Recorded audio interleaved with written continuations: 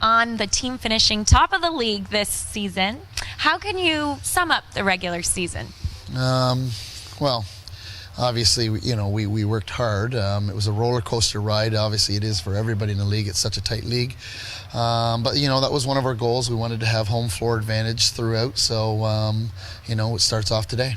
All right, so you guys had a bye week. You haven't played since April 13th when you traveled to Philadelphia. What have you asked of your players since then up until now? Well, we've kind of let them relax a little bit because it's been an intense season, obviously.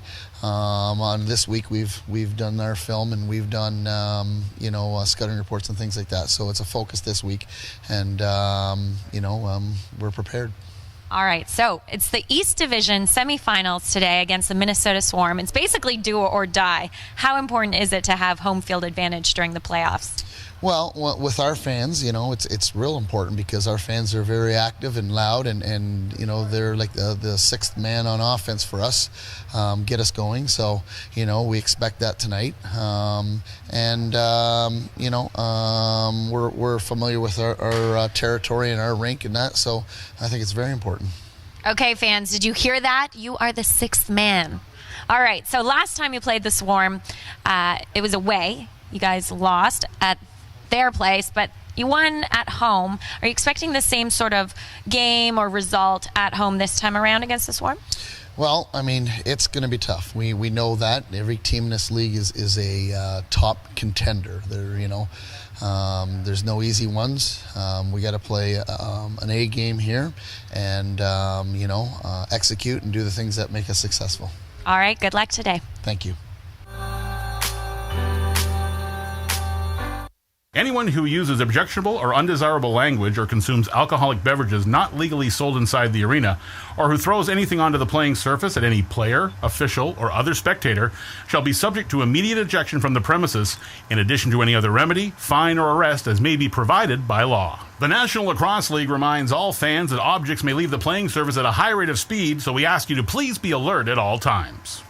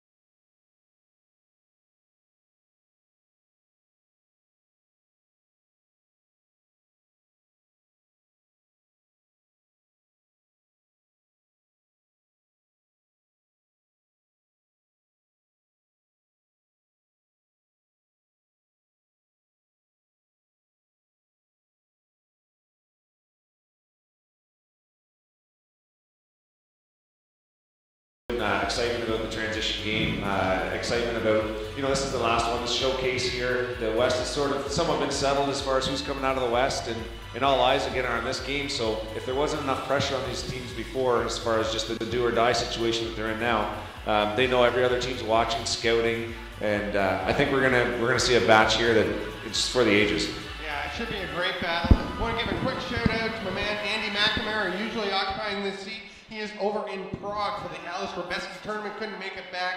Andy, we will try to do you proud. And for all of our fans joining us, thank you so much for being here on the Lacrosse Network. And this should be a great one. The games, let's talk about a little bit about the games yesterday.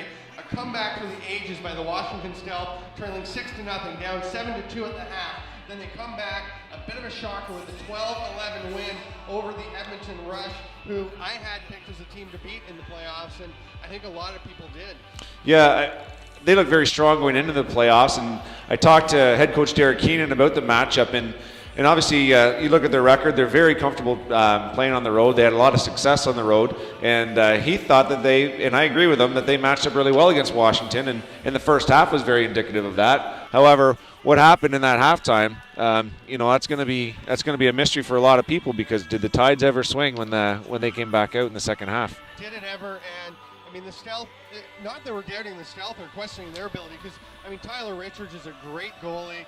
And obviously put on a terrific performance, but just a lot of weird things happening. You can't see. It's hard to picture Edmonton's offense, which had come together so well in the last half of the season, just being shut down so much. The defense, I think, was the best in the league and just didn't get it done. And one of the strangest things that had a huge impact, Jeff Cornwall getting 2 majors. He is a big, tough defender, but he is a very clean player, seldom gets a lot of penalty minutes. He took 2 majors in the game, and of course Washington took advantage of the second one to score twice. And they scored twice when it was 4-on-4, and then twice on the last 3 minutes after Matt Beers came out for his matching one, his minor, and there's your game right there. Yeah, you're right. You mentioned Matt Beers and Jeff Molesky chipped in with goals. Not typically your goal scorers, and they're chipping in on playoff days, and things like that happen, like where Cornwall's getting 2 5-minute majors. This is a 1-game playoff, and those little one-offs are the thing that swing the tides, and that's what makes it exciting, makes it frustrating, makes you want to pull your hair out if you're an Edmonton Rush fan and see 2 majors getting called like that. It really makes this game very interesting, this playoff format very interesting. Now, the other playoff game in the West yesterday saw Calgary at home to the Colorado Mammoth. Again, a very, very close game in that one. Through the first half, it's 7-all, and then you come out in the second half. Curtis Dixon takes a 5-minute major for cross-checking Rory Smith in the face. Smith had to be helped off by a teammate, and it looks dire for Calgary. They go out. First, they have a shorthanded goal disallowed on Scott Ranger, and then they get back-to-back shorthanded goals, and they just took off. The momentum, the confidence was all with them, and they won it in a walk, 15-10. Yeah, where the 5-minute killed the Edmonton Rush. It gave Calgary life, and again, I hate to keep saying, look at this playoff format. One thing swings the tide like that, and you look at that game where Scott Ranger's chipping in, Jeff Shatler's chipping in, everybody, like obviously Evie's going to chip in. It's expected of him. All 3 of those guys having hat tricks. Yeah, every one of them with a hat trick. But it's interesting that it comes off of the 5-minute major. It really is when you sit back and look and see how 5-minute major calls have affected both of these playoff games. And the thing I thought with those goals, the Ranger goal and the Shatler goal, was really how much room they had. The Colorado penalty kill, which had done pretty well up till then, was terrible. Just a lot of space, and I'll tell you, Scott Ranger had plenty of room to cut in and get that shot off. And Jeff Shatler, they're shorthanded, and he had tons of room to shoot around the screen on his outside shot. Well, I mean, and that's it. Against any team like Calgary, you need to manage time and space. And if you're giving those guys 1 or 2 steps, or allowing your, offsetting so you're not in the shooting lane and allowing them to shoot off your hip or over your shoulder, they're going to be dangerous no matter what. Man down, even strength. You need to manage that time and space, and obviously for that 5-minute period, there was a lapse there, and Calgary took advantage of it. Now the goaltending there, Mike Poulin, hasn't been the goalie he was last year when he won the Goalie of the Year award, but he looked awfully good in that game, especially during that 5-minute short penalty kill. He made some great saves. At the other end of the floor, Ty Belanger, who I think has been about as good as anybody since he came in partway through the year. Didn't necessarily have his best game, but he was facing some high quality scoring chances. Yeah, he's got a potent offense firing balls at him there. And Belanger's he's a fantastic goaltender. He's proven that he deserves to be a number 1 in the league. And Mike Poulin stepping up his game at the perfect time. Sort of rallying around and being the backstop that he needs to be for Calgary to get out of that hole that they were in. Again, 2 guys sort of stepping up their games, and it's just too bad for Belanger, because I really didn't think he had a great year this year. Yeah, and I thought he actually played pretty well yesterday. Gave up a few goals that were maybe a little questionable, but you look at some of the shots. I think the one example, the Joe Resetaritz goal, where he grabs a loose ball, spins and fires as he's turning, and picks a ball-sized hole in the corner between the post and crossbar, just over the shoulder. And that's the kind of goals that were beating Belanger. And those are tough for any goalie to set up for, right? A goalie obviously likes to see the shoulders squared and that maybe track a stick to be able to catch the ball and track it. A quick release like that on a turn, it's very difficult, and especially if you're shooting peas like that. I mean, that's just good lacrosse, and you can't really blame Belanger for that kind of goal. You are about to see the Eastern Conference semifinal here on the Lacrosse Network. I'm Stephen Stamp with Dan Ladouceur. Let's talk quickly about the Rochester Nighthawks beating the Philadelphia Wings yesterday 10-8. The winner of this game will advance to face Rochester. It would be in Toronto if the Rock win, or in Rochester if Minnesota wins. What about that game? Dan Dawson was one of the big stories with 4 goals and 2 assists. Perhaps the biggest story, Cody Jamieson leaving with what appeared to be a high ankle sprain, and that could be really bad news for Rochester. That could be absolutely devastating news. Dan Dawson's going to go out and do what he does, and the offensive package is there. It just looks a lot different without Cody Jamieson in their lineup. He has such an impact in all facets of the game. He's a great finisher, great outside shooter, an absolute beast going to the net, built like a fire hydrant, and with athleticism, he can score from behind the net, from outside, anywhere. He's also a great passer. He's really taken on the mantle of leader with that team.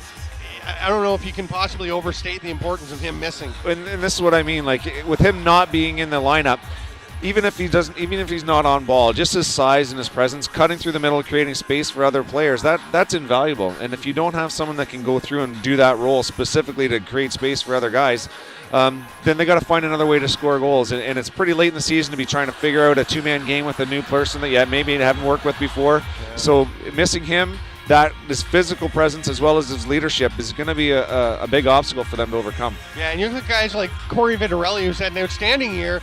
Is he going to be the same player without Jamieson there? It's hard to say. I mean, I think he can do a lot of things. His game has grown immensely over the last 2 years, but he really feeds well off of getting similar type players. Your Casey Barnes here, who's not one to go get the ball and go one-on-one with guys, but he finds seams and is able to slip into space, and that's the space that a Cody Jamieson would create for you because of his ball presence, because of his physical presence. So not having him there might limit Vitarelli, or make him at least definitely change his game plan to where that 2-man game that he might work with Jamieson. So the teams today, they're going to be coming out any second. The Minnesota Swarm first, the first crossover team, as we mentioned, in NLL history, and they are 1-6 all time in the playoffs. Their only win was last year in the first round. They are 2-6 this year on the road. Do they even have a chance coming in with those kind of numbers behind them? Oh, everyone's got a chance. We just talked about that. This is playoffs. This is a one-game wonder, and that's the beauty of it. Welcome to NLL lacrosse. Everybody's got a chance. Especially when you've got the player of the month in Callum Crawford, who's been unbelievable, 51 points in his last 6 games, or in the 6 games before that. He only scored 6 last game, only 6, and it really did seem like an off game for him. He'd had 6 straight games of 8 or more points. It's funny because we watched Callum Crawford earlier in the season, and you can tell he's a quality ball player, but I don't know what happened in the second half of the season for him to become absolutely on fire. And he is, and he's getting the recognition with the, Player of the Week awards, et cetera, but I think the real measuring stick is the success the Swarm are having around Callum Crawford. And stepping in as the captain, of course, the big thing was that Andrew Suter went out with that injury. He's gone for the year. Suter's still a real presence as part of this team, but still, he's not on the floor. He can't, and he's an on-the-floor leader. And Callum Crawford has stepped in hugely in that role. Yeah, absolutely. I was actually down talking to Andrew Suter before the game. He's down there with the guys, down there in the warm-up. But you're right. Once that ball drops, it's on Callum then to sort of make those game-time, real-time decisions as far as what his team needs as far as leadership. Do they need yelling at? Do they need a pat on the bum? Do they need a little positive reinforcement? And he's making those decisions as well as producing. So to say that he's done a good job stepping in as a captain of the Minnesota Swarm is definitely an understatement. Yeah, no kidding. Rookie of the month, Kyle Matisse. We've seen him play plenty with the Brooklyn Redmen. He has stepped up as well this year, and he has become a really dominant player quickly in this league. Probably standing out the most of the 4 first-round picks Minnie had. Yeah, Kyle Matisse is just a joy to watch. It's funny because you talk about people's games developing through the year, and you watch a guy like Kyle Matisse, and I'm surprised at how much he's developed. I didn't think in a rookie capacity that he'd be able to do that. And I don't know where he gets the confidence, but he's obviously playing with confidence. And he's being, again, recognized at 4 NL Rookie Player of the Week awards for this guy. Yeah. I mean, he's the real deal. He is. And he's not going to get Rookie of the Year because Mark Matthews is. Let's just say it. But you know what? There's no shame in being a runner-up to Mark Matthews, which I think he'll probably be.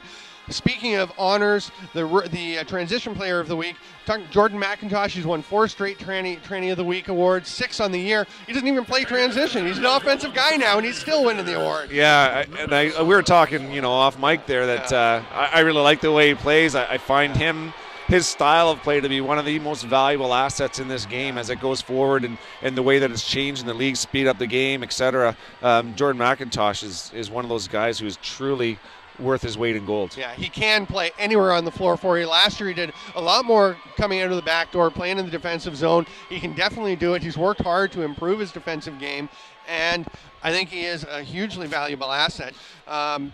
We're going to take a look here at did you have something you want to add? McIntosh does it in the face-off circle. Team record. 241 wins, 55% in the face-off circle, which is key. And that's another guy stepping up with Andrew Suter out of the lineup, because Suter used to take a lot of the face-offs. Absolutely.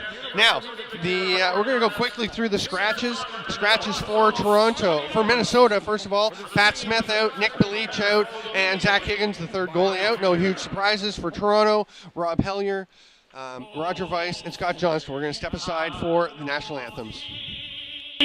Dawn's early light, what so proudly we hailed at the twilight's last gleaming, whose broad stripes and bright stars through the perilous fight o'er the ramparts we watched were so gallantly streaming, and the rockets red glare, the bombs bursting in air, gave proof through the night that our flag was still there. Oh, say does that star-spangled banner yet wave o'er the land of the free and the home of the brave.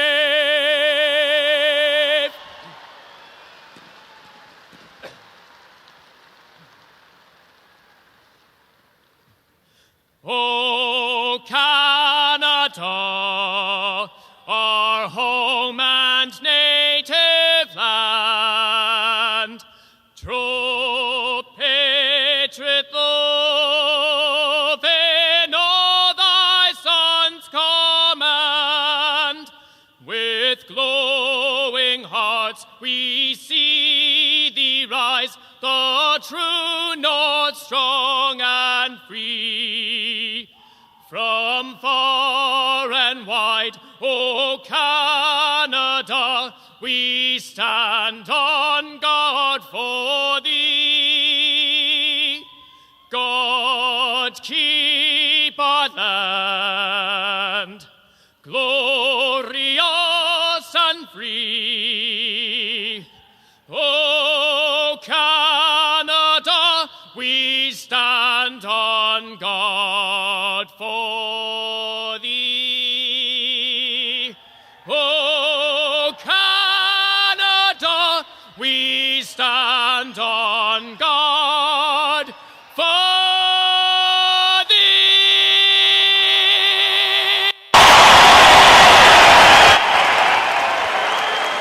All right, we are just about set to go, and the big question was in the Minnesota crease. We got the lineups, and Evan Kirk was circled as the starter, and we were both pretty surprised because Tyler Carlson has been the guy lately for this team, and Kirk's number's not great this year. Everything's triple goalie, but then Carlson standing alone during the warm-up, and it looks like Carlson is actually in. We talked off mic about some of the games that these head coaches play. There's only so much they can do, and these are all former players that are very still very competitive. And if they can find an edge, whether it be tinkering around with their lineup a little bit, trying a little misdirection, but they'll try it. And we're seeing Carlson staying in between the pipes here at the start of this game off. This should be a great one. The fans are here. We were worried about 25 minutes ago that there was hardly anybody in the building. The crowd has filled in some, still not a huge crowd. We were hoping for more, but we've got some atmosphere. The ones who are here are very excited. We're very pleased to have you with us. I am Stephen Stamp with play-by-play, Dan Ladouceur on color, and we're about to have the opening face-off. The officials today, Mark Gardonio, Sean Grenier, and Grant Spies will have the call. Of course, that's another new twist in the postseason, going with the 3-man reffing system. Not a technical referee, it is 3 actual refs, a crew chief and 2 assistants. Yeah, and just to get another set of eyes out there, this play obviously happened so fast. They do have the challenge flags to go out, but with the extra guys on the floor, make sure these games are being played honest and keep the tempo up of the game and give the fans what they want to see, some fast-paced lacrosse action. If you have questions you'd like to ask us, check us out on Twitter. Laddie will be following the questions, and we'll try and get to them. And Toronto is going to get the first official possession. No, Minnesota is getting the possession after an infraction on the faceoff. You talked about Jordan McIntosh winning a lot of faceoffs. Look for him to try and give them possession as much as possible. Callum Crawford has been so hot, has the ball over to Ryan Benesh, the other big scorer for Minnesota, trying to go to the net. And the Rocks so far coming out with a lot of energy in the defensive zone. A little twister by McIntosh and saved by Nick Rose. He loses his stick, gets it back again, but it is picked up by Jesse Gamble. He is a real threat in transition, but this time the Swarm, no problems getting back and getting set up on D. It's a good offensive set. Quick pass in the middle by Shane Jackson. He's able to get that shot off. There's the shot by Garrett Billings. The ball goes off the back row and is scooped up by the Swarm. Brock Sorensen gets that lanky frame in motion, and he can really move for a big guy, and he's got some talent when he gets up in the other zone. This time he's just going to hand it off and hustle to the bench. Matt Gibson with crazy skills with the stick passes the ball off. There's the shot by Josh Gillum, another crazily talented guy. Those two, Gillum and Gibson, have amazing stick skills. Go to the net. Crawford is in the crease after he put the ball into the net. We're going to see if the flag is coming out. There's a replay that we're getting to see now. He's stepping on the crease, so I think Sullivan will keep the flag in his pocket. Garrett Billings takes the ball. He's going to set it up. A lot of this Rock offense goes through Garrett Billings. Ball's moved over to Behrens, who gets it to the far side. The captain, Colin Doyle, with the shot, goes up into the crowd off the back walls. They're going to say it caught a piece of Tyler Carlson. Toronto keeps the ball. Colin Doyle's really like that sort of late entrance into the offensive zone, and he's trying to find his range right now. Yeah, he's had such a strong season. There's the shot by Stephen LeBlanc, who's going to chase down his own rebound. Can't quite scoop it up, and now there's a couple of Swarm all over him, but LeBlanc does get it. His stick and ball knocked away. And David Earl has been a loose ball machine for the Minnesota Swarm this year. One of the underrated guys in the league. An American, mostly field player who's come up, loves the box game, and is doing a great job for them. Shane Jackson, one of the many rookies on this club, off to Benesh. Benesh loses the ball. Looks like it could be a breakout. Gamble's putting on the speed. A couple of offensive players, 3 Swarm offensive players caught back there. Matisse will head to the bench and try and get some more defense, and now all but one of the defensive guys getting on the floor. Scott Evans with his first touch of the game. He'll just throw it up high to Sanderson.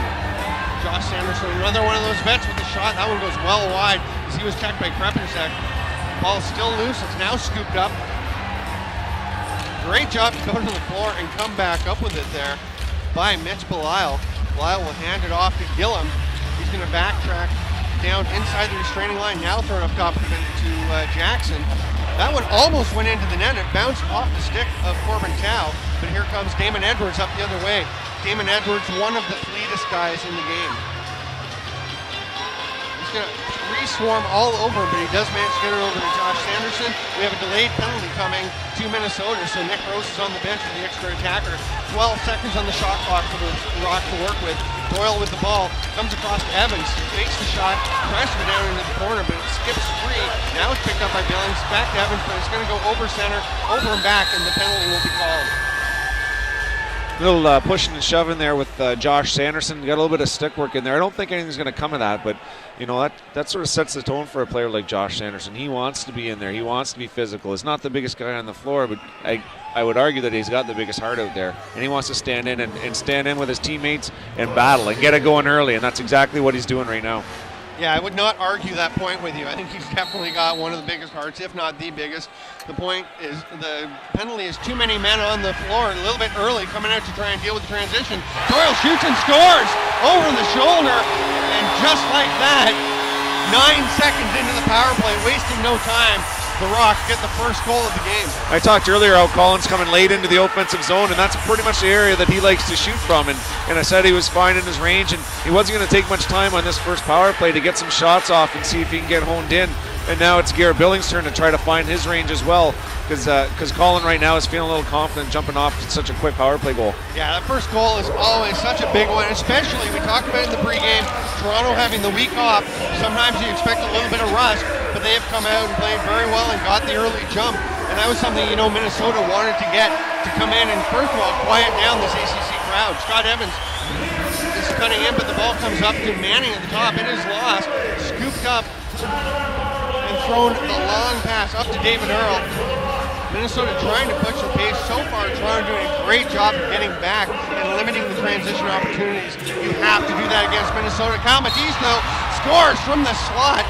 Just a nice pass. We talked about Callum Crawford's setup role, and Matisse having a huge season. The Rookie of the Month from the Player of the Month, and it's 1-1 just like that. It's not really a typical goal for Matisse, who's normally driving that ball into the net with a pull-up shot, but this time he just comes around to the top of the zone.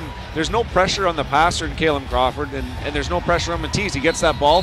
He's asked to actually turn his body, set up and shoot, and there's no ball pressure at all. And still, I'm pretty sure both teams would probably count that as a transition goal still, as the defense wasn't set up. It's right marginal, right? But definitely Toronto's defense hadn't gotten themselves settled. Right now you can see they're matching up pretty tightly, trying not to give that space. As Jackson rolls off the pick, Belton scoops it up. Kyle Belton, who's been turned into a defender. We're going to have a cross-checking call on Patrick Merrill, and he is in disbelief.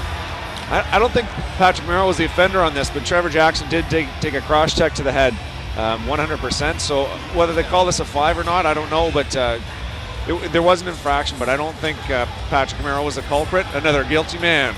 Yes. Non-guilty man in the sin bin. An innocent man serving time. And the guilty man's running free. It's 2 minutes though, not 5. Minnesota will set up the power play and try and get the lead. Up at the top, Jordan McIntosh quarterbacking this power play. He's going to move it over to Ryan Benesh. Matisse was sliding behind the net. There's a behind-the-back pass down to Jackson. He's going to go right in the slot, but that shot is blocked. It's going to roll out, and Damon Edwards heading for the net. Callum Crawford hustling back. Edwards shoots the save, foot save by Tyler Carlson. And we're going to have a too-many-men call on Minnesota, and so much for their power play. Yeah, that's too bad. I'd have to have a look at the tape on this one. You had that third referee. You got to know somebody's watching the bench. It's a second one. They're just going to have to tighten it up, and that's just the way it's going to be. But to take yourself out of a power play opportunity like that, it's so early in the game, that's a tough one. Yeah, and you can understand the impetus, the desire to get out there quickly. You got Damon Edwards taking off. You're fired up. You want to stop the transition, but that just really costs them. Brock Sorensen slides out onto Billings. The ball is scooped up. Sorensen will roll it, a nice little shovel pass up to Andrew Watt. Of course, their teammates now in Peterborough during the summer. There's a shot off the crossbar, scooped up by Gilbert. He takes a shot. That one gets through to Nick Rose, and he stops it. Jeff Gilbert, a big defender, getting the shot off. Great transition. It was actually a great defensive start here down the two-man zone against Billings and Barons that created that transition opportunity turned into a great opportunity. Yeah, you get some space, especially 4-on-4. They got up in the other end with basically a 2-on-2 and were able to get some room. Scott Evans spinning off the checks. No one to go to on his near side, so goes to Doyle. He's stopped quickly. Great pickup by Mitch Bilal. Nice two-man game, but then Doyle just keeps spinning, trying to work past David Earl. He spins and misses with 1 second left on the shot clock. Just had to try and force one. Both sides of the floor. I'm very impressed with the two-man game that Minnesota's running right now. And the tempers are starting to fly. LeBlanc's in there at the Minnesota bench right now, mixing it up. He actually threw an extra little punch that he might end up with a penalty for. We're going to see if he does. We'll take a quick break. You are watching the National Lacrosse League on the Lacrosse Network. We'll be right back. I've been everywhere, man.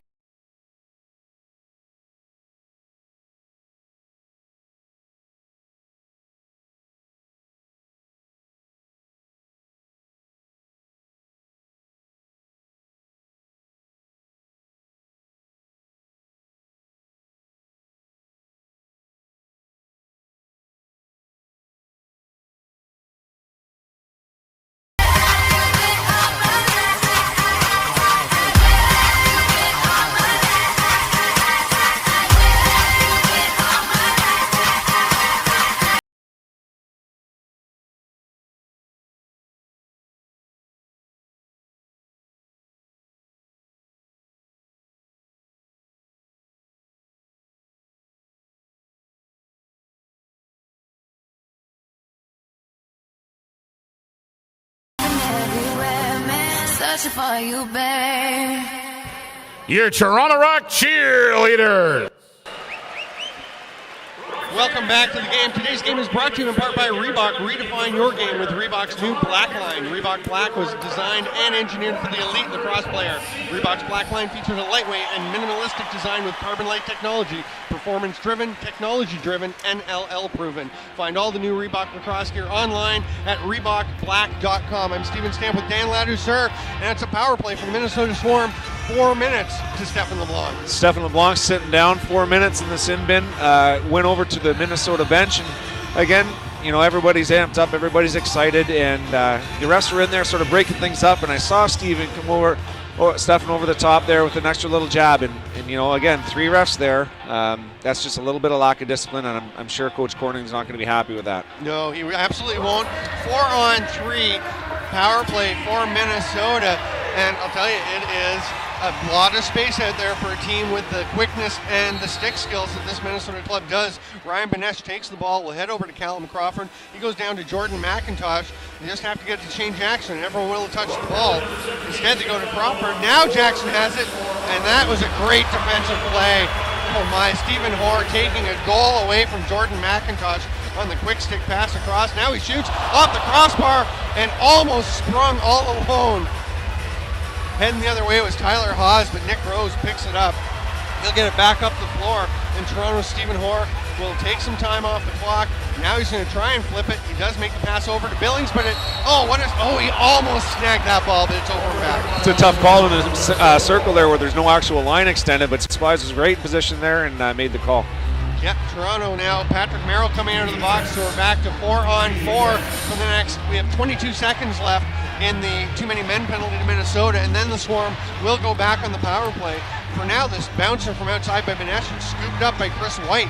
Chris White, a really nice addition to this Rock roster.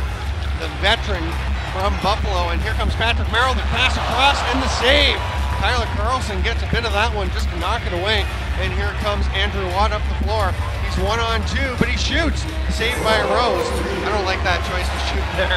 No, I think they just need to settle that in, you know, out of the sin bin there, and he had some numbers coming with him. If he turned that out, maybe hit a trailer, third or fourth guy in these situations is often open. And they were just going on the power play. So they have 2:32 left, 30 seconds right now left on the first penalty to Stefan LeBlanc. And Colin Doyle, we'll see how much time he can kill. They've got 8 seconds left on the shot clock. Doyle's just going to wait and wait. Tyler Haas is content to let him take his time, and now Doyle rolls it into the corner. He'll be picked up by the goaltender, Tyler Carlson, our sneak starter.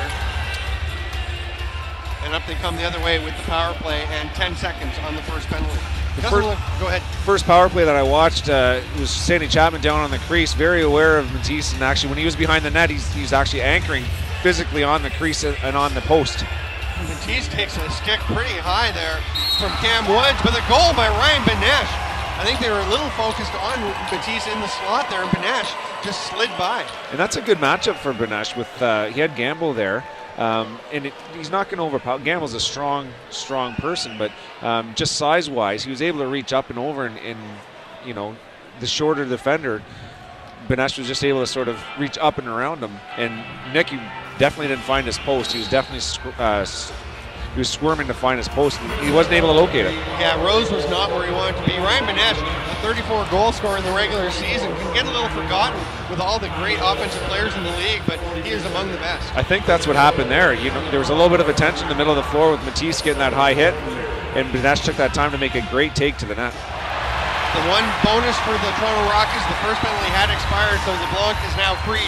We are back to 5-on-5 as Chris White comes up the floor. He's going to look for the trailer right here and hit Garrett Billings. And that's a pretty good decision to get the ball to Billings anytime you're a Toronto defender. White will stay on and try and set some screens. Scott Evans will give the ball back to Billings.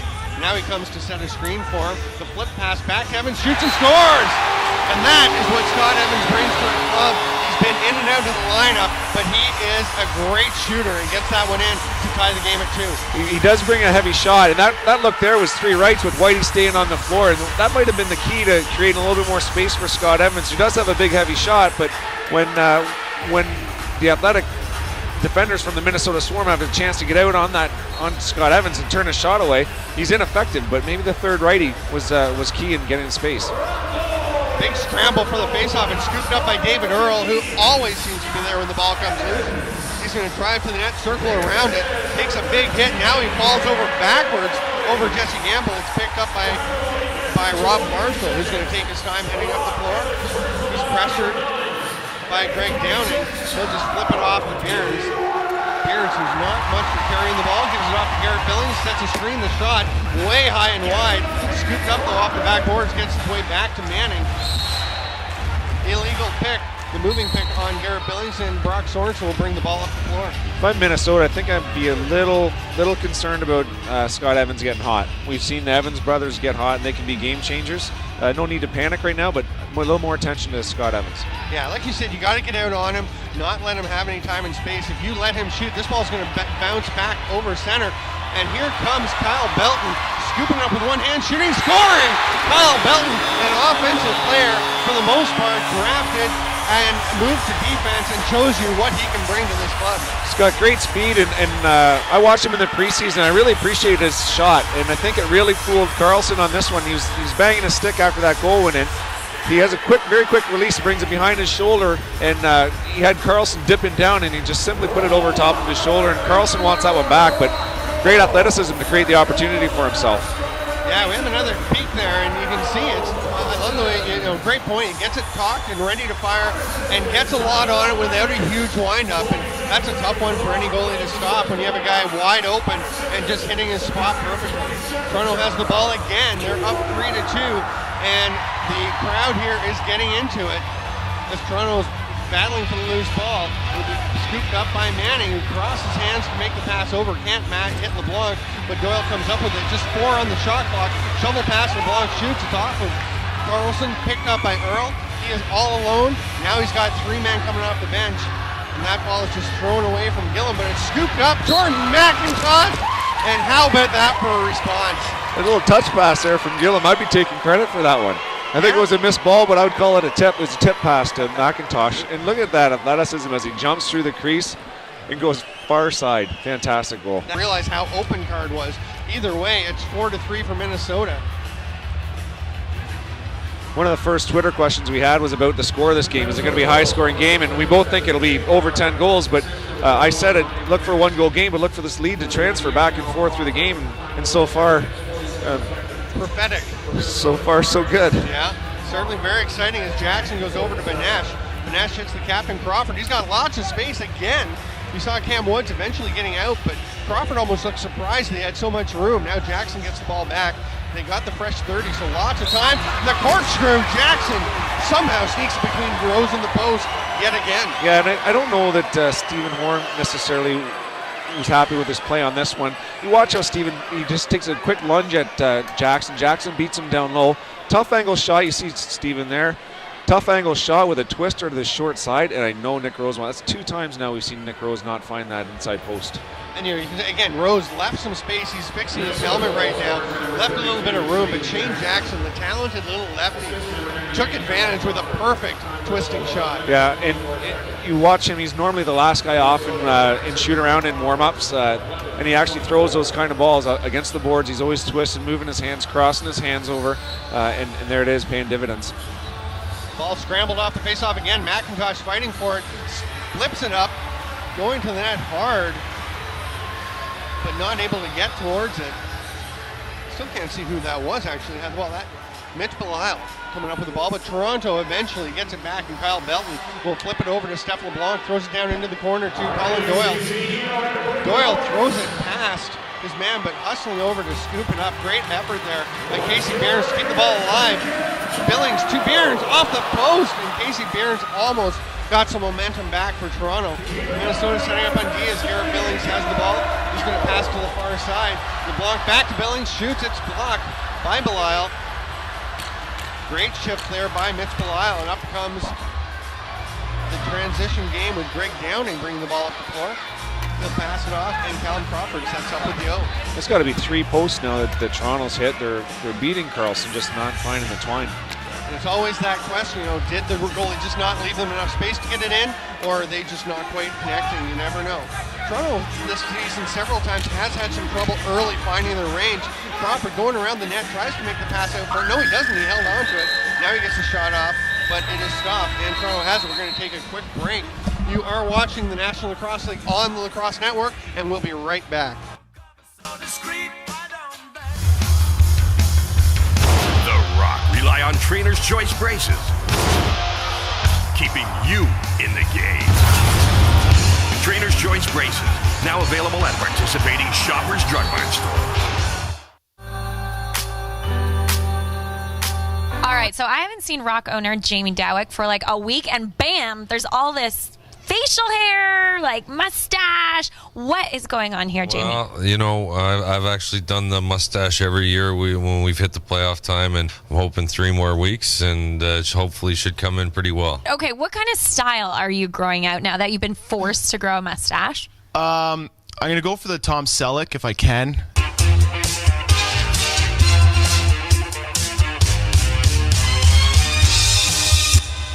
Welcome back to the Air Canada Centre. I'm Stephen Stamp with Dan Ladou. Sir, watch the NLL live on CBS Sports Network with live national broadcasts each week for the remainder of the playoffs, including the championship game, the East and West Division Finals. They'll both air on CBS Sports Network next weekend, with game dates and times to be announced soon, probably later in the day. To find the channel on your cable or satellite system, visit cbssportsnetwork.com. It is 5-3 for the Minnesota Swarm. Toronto setting up on the offense. Yeah, I think, like we said, Toronto's getting their opportunities, and we know Colin Doyle's kind of finding his range from one of his spots, and we've seen some looks from other players in transition. Rob Marshall taking someone one-on-one. They're beating Carlson, not beating the post. I think at this point, it's definitely not a panic time. They just need to stick with their systems right now and try to find that time and space, and that's just going to mean a couple more sets of picks and repicks to get that extra step, that extra lane for them to get some clean shots. Defensively, anything Toronto needs to do other than it's almost like they're overcommitting to the middle and letting themselves get beat around the outside. Yeah, I think sometimes they're sloughing off too much, and the last time we saw Stephen Hoare almost commit too much to the outside game, where play a contained defense, let the shot clock do the work, and get that ball turned over. Delayed penalty coming. Nick Rose heads to the bench. I was going to say, and if you're Minnesota, just keep doing what you're doing, but that does not include taking the penalty here. Toronto has the extra attacker out. Josh Sanderson looking for a man. Gets it to Doyle. He's going to go to the far side. Manning with the ball, looking back to Evans, who shoots. And Carlson looked behind him. And Tyler Hodge with a bit of a push and a shove to Casey Behrens. Carlson winds up on the floor. And Scott Evans didn't get everything on that shot and ended up with a broken shaft, probably with a stick check there. But he had the time and space we talked about before, and that's got to be a point of interest for the Minnesota Swarm to take away his time and space, because he did have a wide open look there, and Carlson made the stop, but you don't want him firing too often from there. No, if he gets hot, he can be absolutely deadly. The Rock setting up on the power play. Brock Sorensen going off 2 minutes for slashing. We're under 2 minutes here in the first quarter. The pass and the shot. That is a beautifully executed play. Colin Doyle to Casey Behrens, and tic-tac and into the net. I love how they work this ball east-west twice before they throw it down. And if you notice, it's Casey Behrens that comes off the crease and find that little mid-seam, that mid-alley. And Colin Doyle feathering a pass through there. And once it gets in Casey's stick, it's a quick release, and he's normally money from that position. So good east-west movement, got Carlson moving, heads moving on the defenders, and they were able to take advantage. Yeah, the ball is scrummed off the face-off, and Minnesota will come up with possession. And that is prototypical Casey Behrens. Just ball in the stick, ball out of the stick, ball in the net. Yep. And a beautiful pass by Colin Doyle. Minnesota setting up with Vanessa with the ball. We're back to 5-on-5, obviously. Into the final minute and a half, the ball goes over to Matisse with that yellow head on his stick. There's the shot and the save by Rose. Josh Gillum overruns the ball and is scooped up by Stephen Hoare. Gillum working hard to try and get it back, but Hoare does a nice job protecting it. And now, he was about to throw it to Jesse Gamble. Gamble says, hang on a second. And out comes Garrett Billings to take possession. It's a big flip of the shot. Now he passes it over to Doyle. Doyle back to Billings. Minnesota going hard one-on-one defense. And they scoop the ball. A nice check there by Andrew Watt. He's coming up 3-on-1, taking his time. He's going to cut to the net. Now the flip pass, the shot, the save. Big foot save on Jeff Gilbert by Nick Rose. The ball is fought for, and Colin Doyle comes up with it. Here comes Edwards racing down the floor. It's 2-on-2, looking for the trailer. There he is. And a big hit there, but it comes back to Scott Evans. That's what you want to do right now.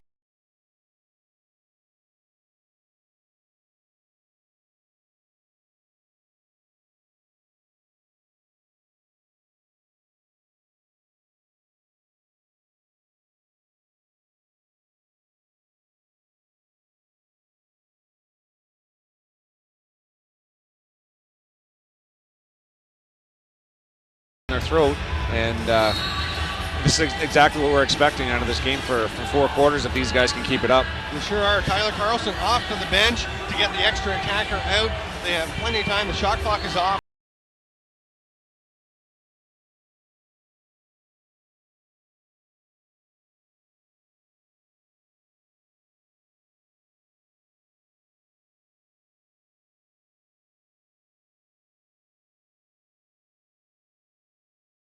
Lacrosse League on the Lacrosse Network. The Minnesota Swarm thank their fans for the great support they showed during the 2013 regular season. The Swarm will be on the road for all their playoff games this year, but they want you to know it's never too early to start thinking about season tickets for 2014. For ticket information, visit mnswarm.com. We'll take a quick break and be right back with the second quarter from the ACC.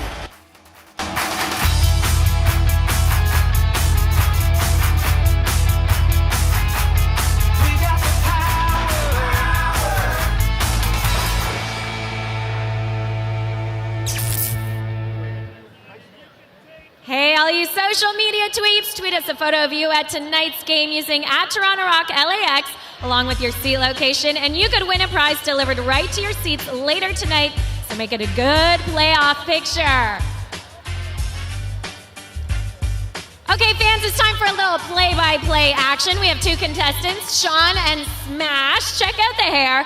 They're going to channel their inner sports broadcaster by doing a little play-by-play of a very impressive Toronto Rock goal from a past game. Fans, we're going to need your help to do this. So first, let's take a look at the clip. Half a minute to go in this 5-on-3. Steph LeBlanc to Corridor, scores! All right, Sean, it's time to channel your inner sports broadcaster. Let's do this. All right. It's LeBlanc to Sanderson. Sanderson back to LeBlanc. LeBlanc over to Doyle. Doyle top corner. He scores!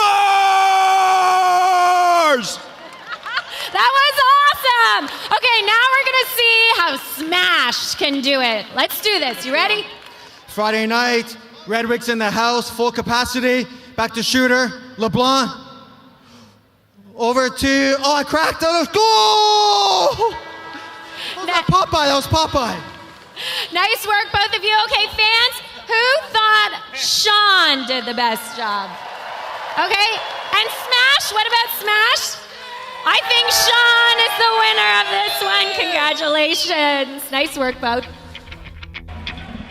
Welcome back to the Air Canada Centre, where it is 5-4 for the Minnesota Swarm after 1 quarter. I'm Stephen Stamp with Dan Laddie. Sir, remember, tweet us your questions, anything you'd like to know. We'll try and answer it at Laddie6. That's at Laddie6, and we will get to your question. Yeah, send them through. We want to nothing but math. No math. No math. Laddie does not want the math. The ball once again scrambled. We haven't seen a lot of clean face-off draws, and you can see the hustle on both teams as it was eventually picked up by Belton, and he is going to draw a penalty. So Rose heading to the bench, and David Earl apparently the one getting the call. Jordan McIntosh just says, "Be quiet, go up and play D." Yeah, what do you do about this one now? That's I think 4 power play opportunities now for Toronto.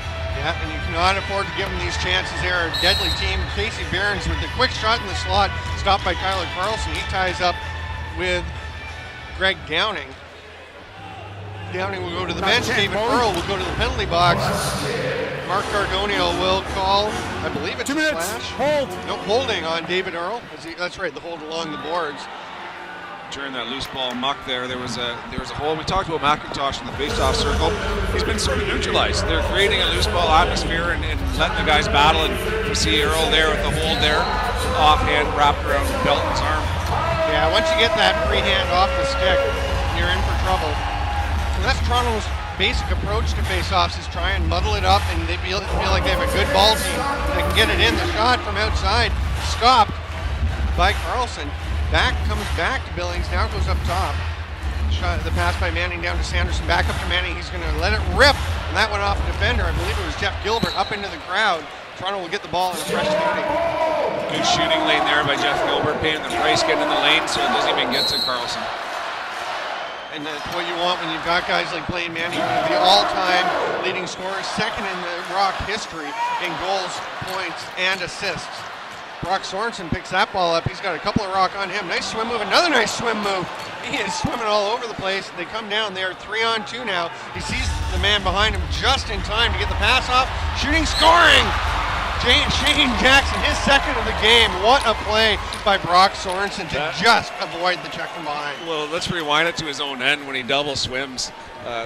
That's the thing. That should be on a highlight reel, and then the Rock players seeing that are not going to be happy with that. He swam twice. That leads to a transition goal. Again, Brock Sorensen draws that double, almost a triple. Finds Shane Jackson, and if you put Shane Jackson again in front of the net like that with his sick hands, he's going to find the back of the net. Yeah, he's very quick with the stick. You can see the moves he put on Nick Rose. And, a lot of times you say goalie wants a goal back. That's where I don't think Nick Rose feels too badly. You always want to stop the ball, but you're 1-on-none against a sniper like Jackson, and the chances are it will become 6-4 for the Swarm as it is. Here comes Manning with the shot. That ball gets through Carlson after bouncing off of one of the players in front, but he does manage to fall on it. Makes the pass up to Mitch Belisle. Belisle, go ahead. That power play look from Toronto hasn't quite got that east-west flavor that they had success with earlier in the game, so that might be something they're going to try to get down here before this penalty expires. Yeah, it hasn't even looked like the Rocker on the power play, frankly. Here's Minnesota setting up with 8 seconds left on the shot clock.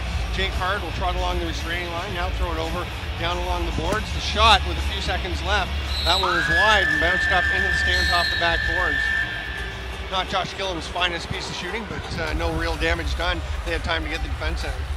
Yeah, I don't know if that was a shot pass or what that one was. Yeah, or a pass shot.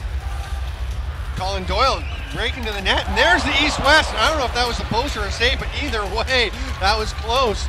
And there's another shot, and a lot of balls seeming to sneak past Tyler Carlson. Great job by Tyler Haas to come up with that as it was almost grabbed by Stefan Long. Andrew Watt wins a collision with Jesse Gamble. Here they come, 2-on-1. The shot by Watt, and he loses his bucket in the crease, and then has David Earl almost fall on him after Earl got tangled up with Josh Sanderson.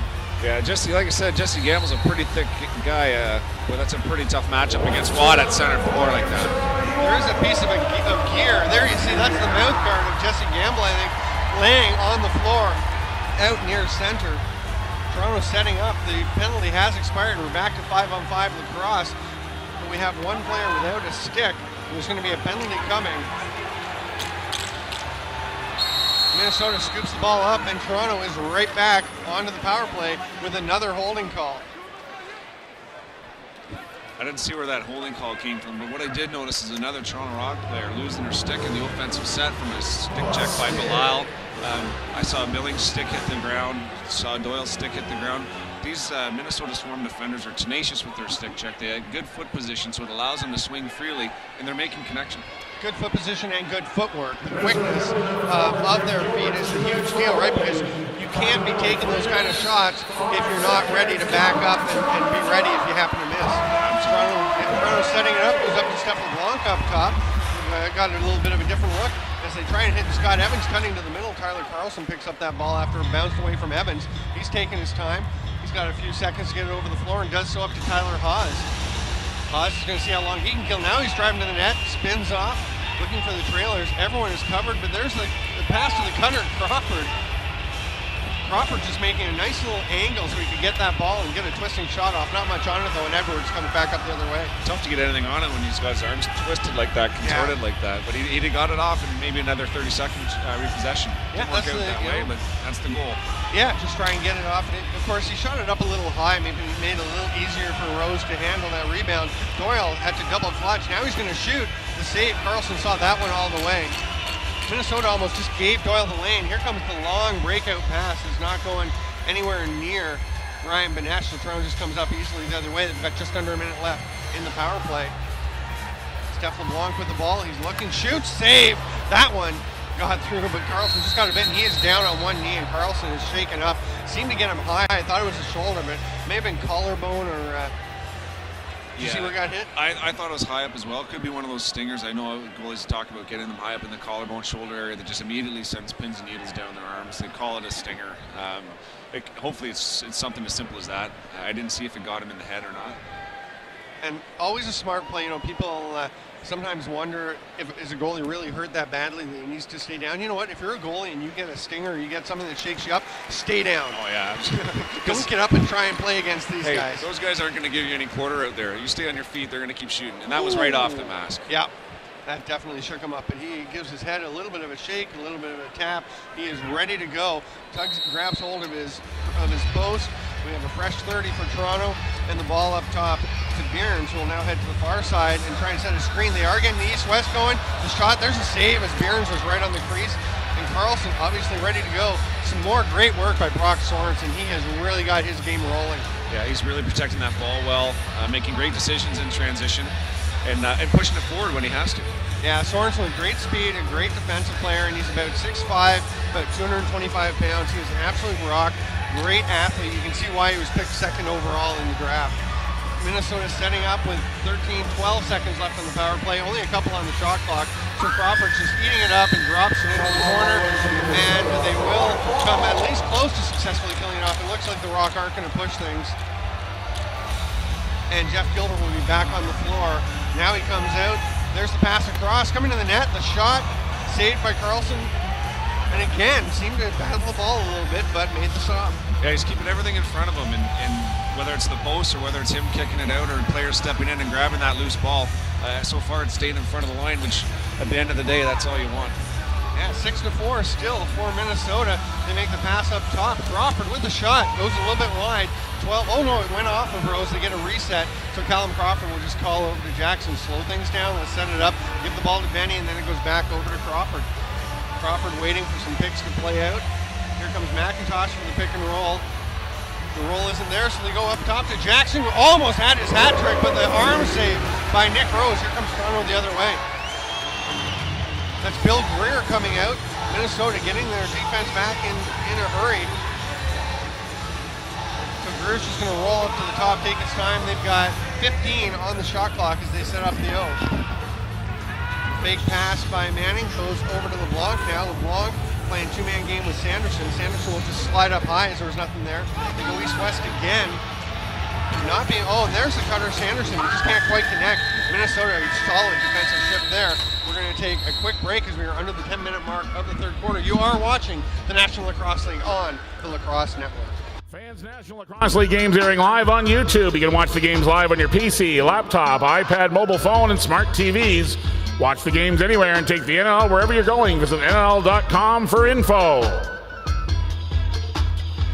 All right, fans, welcome back. Your Toronto Rock cheerleaders.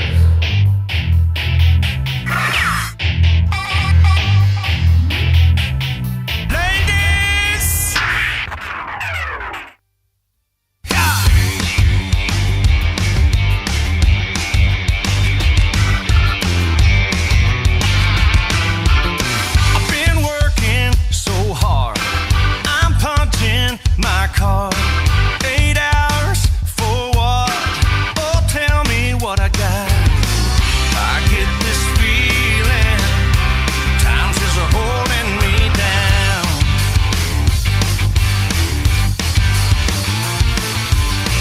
I'll hit the ceiling or else I'll tear up this town. Tonight I gotta cut loose. Off your Sunday shoes, please, Louise, pull me off of my knees. Jack, get back, come on before we crack. Lose your blues, everybody cut foot loose. Your Toronto Rock. Welcome back to the Air Canada Centre, where it is 6-4 for the Minnesota Swarm. I'm Stephen Stamp with Dan Ladouceur. Remember, if the Rock win today, they will host the Rochester Nighthawks next weekend in the East Division Final. The winner of that game advances to the championship game. For information on playoff dates, times, and tickets, visit TorontoRock.com and NLL.com. Minnesota will have the ball, 8:35 to go. Kyle Matisse will bring it forward. I think it's pretty interesting so far, just the way the penalties have gone and the flow of the game hasn't really been affected by the odd man situations. It's indicative of both these teams wanting to push the ball. Yeah, they are both teams that like the transition game. And there is a hat trick.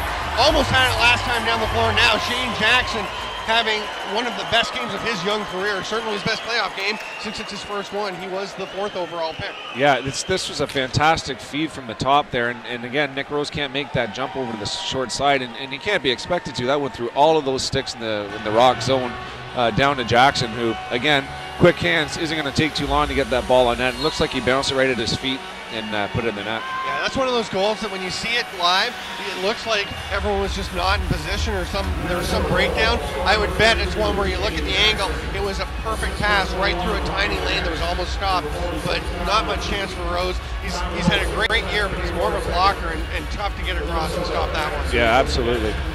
McIntosh going to the net, but he is down in the crease before he can get the ball released, and there's a big tussle, and we're going to have both of the players heading off to the bench. Sandy Chapman for the Rock and Josh Gillum from Minnesota. Gillum, so not a bad trade, but having Sandy Chapman off the floor is definitely hurtful for the Rock in their transition game.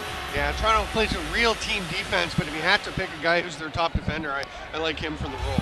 Yeah, I mean, there's a couple guys. Jesse Gamble's made an argument for himself as well, turning his defensive stops into transition. So definitely a valuable asset out there in Sandy Chapman. Chris White in that conversation, the veteran, always in the right position. But right now, Stefan LeBlanc trying to drive to the net. He's turned aside by Tyler Haas. Showing some defensive chops himself, trying to move the ball around the outside. LeBlanc's shot, arm save by Carlson, goes into the corner. First man there is Downing, but is knocked loose. Downing does a nice job tying his man up. Nobody can pick the ball up, though. Finally, Jeff Gilbert gets it and heads up the floor. Gilbert, using those long strides, now he's going to peel back. You can see Haas directing traffic. Gilbert thought about shooting there as the lane opened up. Now he'll just throw it down into the corner. I love Gilly, but I don't think he thought about shooting at all. No, okay. It looked like he thought about shooting. He was almost going to make me say no, but there goes another stick, another Toronto Rock stick going loose, and they're going to take a penalty. The dunk, no goal. He's called in the crease. They're going to give some props to Jay Card. Let's see what happens here. Challenge flag's out. Sully's got it in his hand. Oh, and the replay shut off just before. And out goes the flag. There it goes. That's home field advantage right there where the replay gets, it's either, a little while before it gets shown or it gets cut off just the right time. Home floor advantage. I know every club does it. So, you work hard all through the year for these little bits of advantage. Rob Marshall is in the box for the penalty, but he may be freed immediately. Is that? I'm thinking my gut reaction is that's a goal. Really? What do you think? I'm going to go no goal on this one, only because we need this rivalry. We need to have that. Fair enough. The world's tallest broadcasting team disagreeing. That's so true. For those of you wondering, I'm 6'9", Dan is 6'6", and that is 13 feet 3 inches of commentator and in disagreement. Now, why do you think it's no goal? I think it's a goal because he didn't touch anything before he came down, before the ball went in.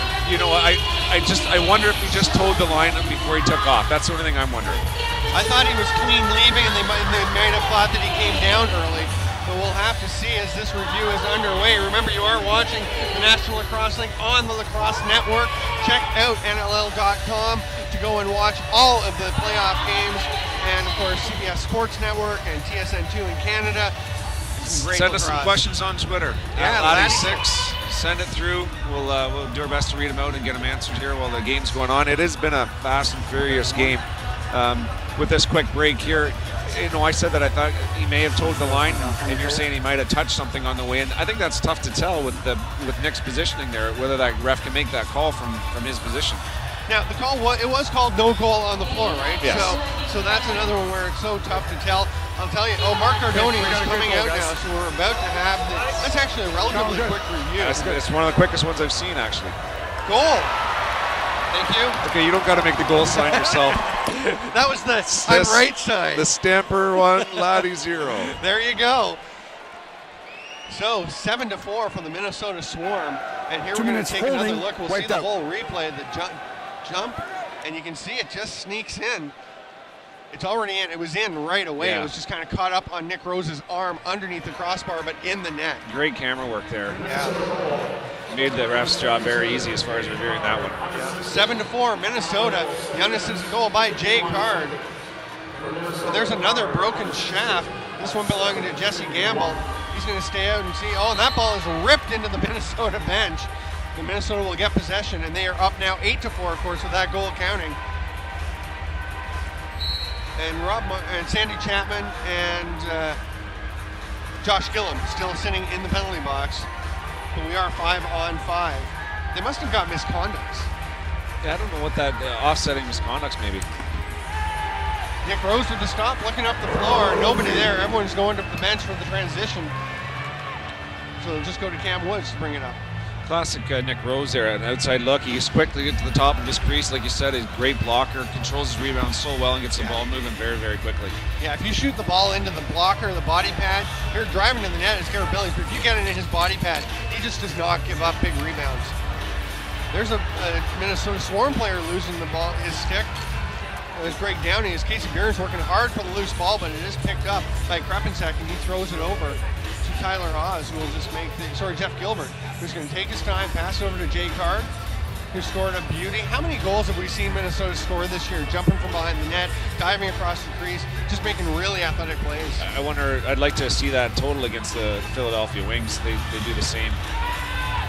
That was a crazy game. Oh, and there's the spinning and the shot by Ryan Benesh, 9-4. And you can hear the Minnesota fans in attendance here cheering, but the Toronto fans are suddenly quite quiet. Yeah, it's a great loose ball by Benny in the middle there. And, you know, every coach's nightmare is a failed box out where you don't take the man before the ball. And Benny's hands are so quick, he just reaches out, stabs that ball, and he's in motion so fast that it's tough for a defender to get in there for a proper box out. He just spins into space, and with him that close to the net, you know he's going to finish. Yeah, and you don't think of Benesh as a super fast player, but he is very quick, those first couple of steps, and you can see there that he is also very crafty with the spin, the quick shot, not the hardest shot, it didn't need to be in that case, just find your spot. Jordan McIntosh with the ball, he's going to move it across. Benesh on his wrong side, right into the chest blocker of Nick Rose, who tosses it ahead. Leading his man, here comes Marshall up the floor. He's got some space, he's going to shoot the save. Tyler Carlson has looked the best he's looked since he got that shot off the face. Maybe it woke him up a little. Yeah, you know what, I was wondering if that would have the opposite effect on him. He'd be a little drowsy, a little foggy, but right now he seems to be playing with confidence and a lot of jam right now. Minnesota setting up on offense. Benesh taking his time, gets it over to Crawford. He's trying to work his way, tried to flip it back to Matisse, but it never got through the Rock defenders. He'll come up the other way, running hard is Sandy Chapman. He's looking for the man off the bench. He steady comes over to Greer, back to Chapman. And they're going to make the wise decision to peel it back out because there was nothing there. Minnesota, a great job in the reverse transition to get their defenders out. It's a good job defensively. That's a great defensive set down there by the Rock. They took away the time and space as well as that flip pass. They were very aware of all the angles. Once again, that Rock defense playing as a unit, that's when they're really at their best. The rebound comes out, scooped up by Scott Evans. He's fighting on David Earl. He gets it across to LeBlanc. Another great save.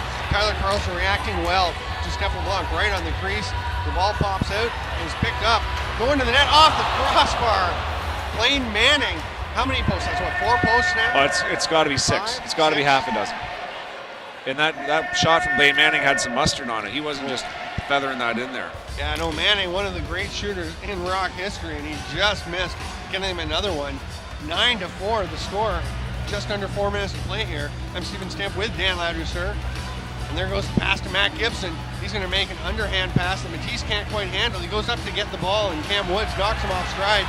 Colin Doyle was out ahead, but the Swarm get a man out to cover him. Doyle's left alone behind with the shot by Casey Behrens. Brock Sorensen gets great position on him.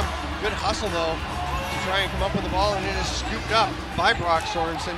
Once again, using that big frame, tied up behind the play, Jesse Gamble tied up with Jeff Gilbert. 2 number 4s. Jesse Gamble having to reach up to get his stick into the face of Gilbert. And Gilbert kind of sloughs him off. Gilbert's a tough cookie too, and I think here just knowing that they're both going, I think he's just trying to keep it nice and level and even. Yeah, avoid taking the extra one. And Jesse Gamble's mouthpiece has spent a lot of time on the floor today. They will head off the floor and we will go to 4-on-4. You are watching the National Lacrosse League on the Lacrosse Network. We'll take a quick break and we'll be back. Nobody there, show 'em what I made of, what I made of. Show 'em what I made of, what I made of. Show them what I made of. across. We've got Bryant, we've got Mark, and they each get 30 seconds to throw as many boxes in as they can. Bryant, you're up first. You ready to go? Let's do this. Okay, fans, cheer him on. He's playing for 6 months of free pizza. Free, hot, and fresh pizza. Okay, I think he's... Ooh, look at this. I think he found a style that works. This is a good strategy. We've got less than 15 seconds. Keep going. 2 more boxes. Wow, that was good. What's the count, guys? That's 11 boxes. Okay, this is going to be a tough one. I think you have a good chance. Okay, Mark? On your mark, get set, go.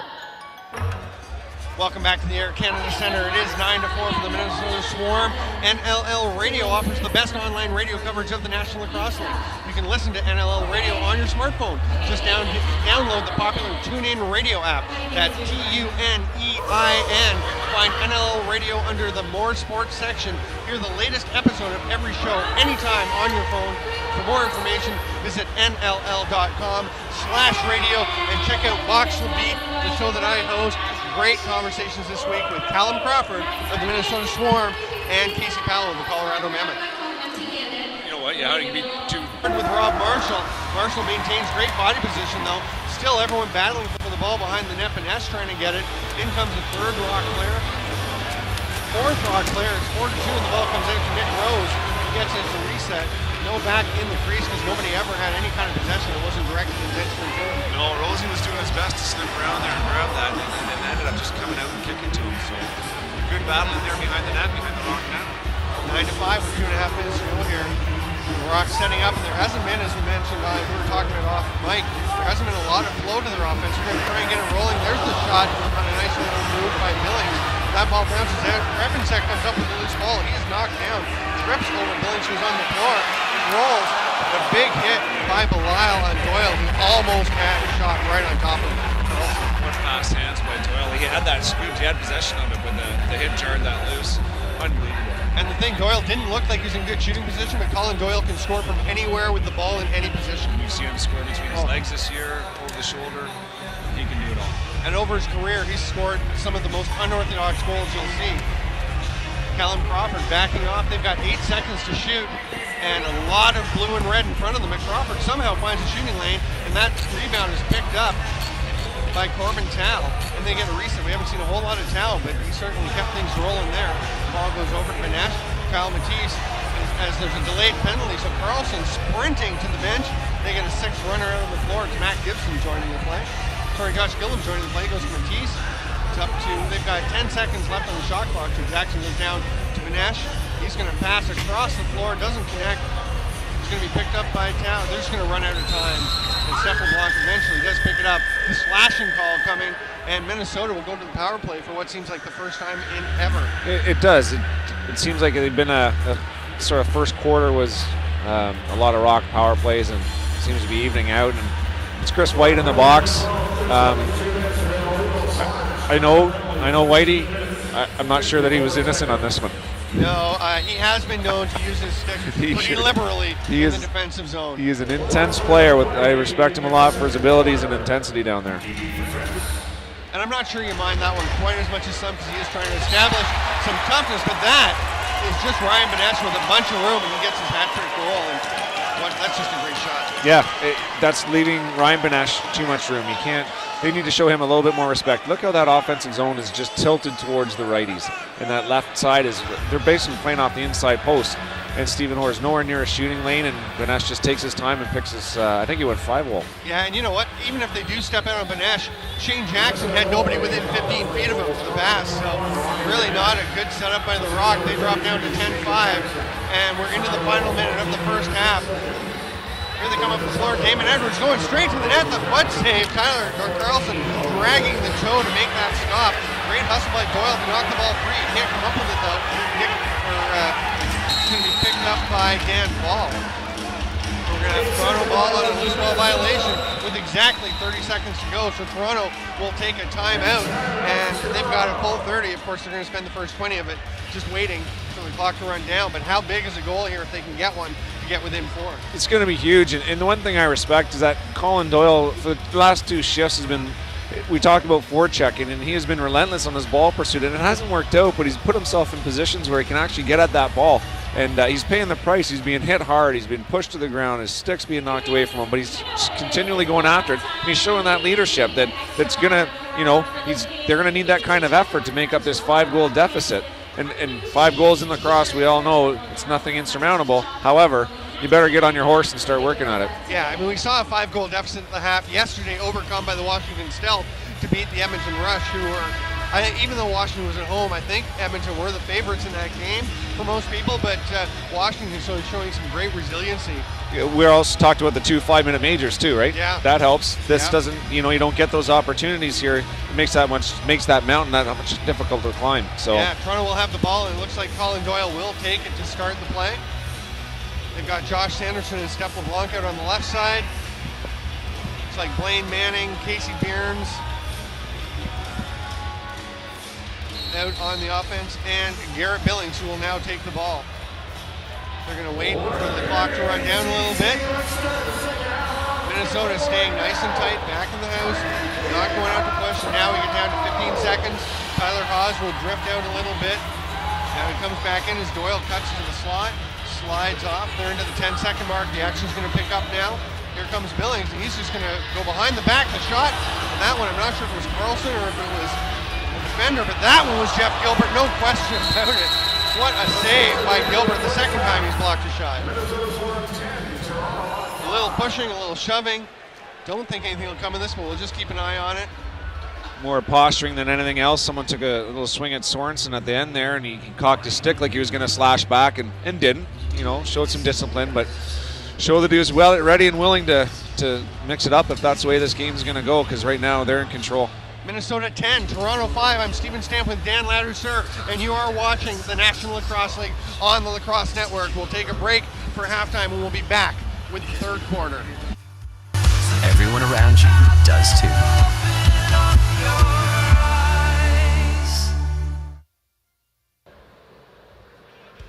Fan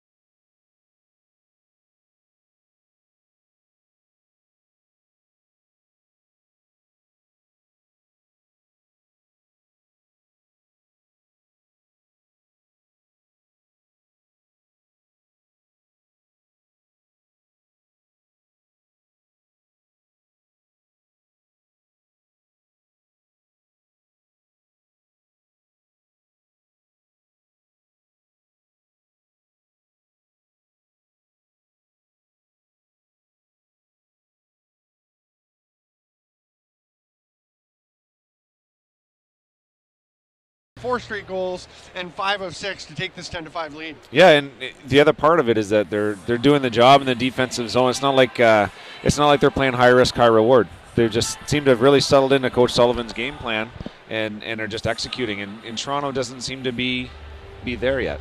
That's, it's a good point that you bring up. If you told us, if you said to me before the game that Minnesota would be up 10-5 at the half, I would assume it had been a lot of transition, a lot of breakdowns by Toronto on transition, and Minnesota running the ball and scoring. But it's been all in the 5-man offense.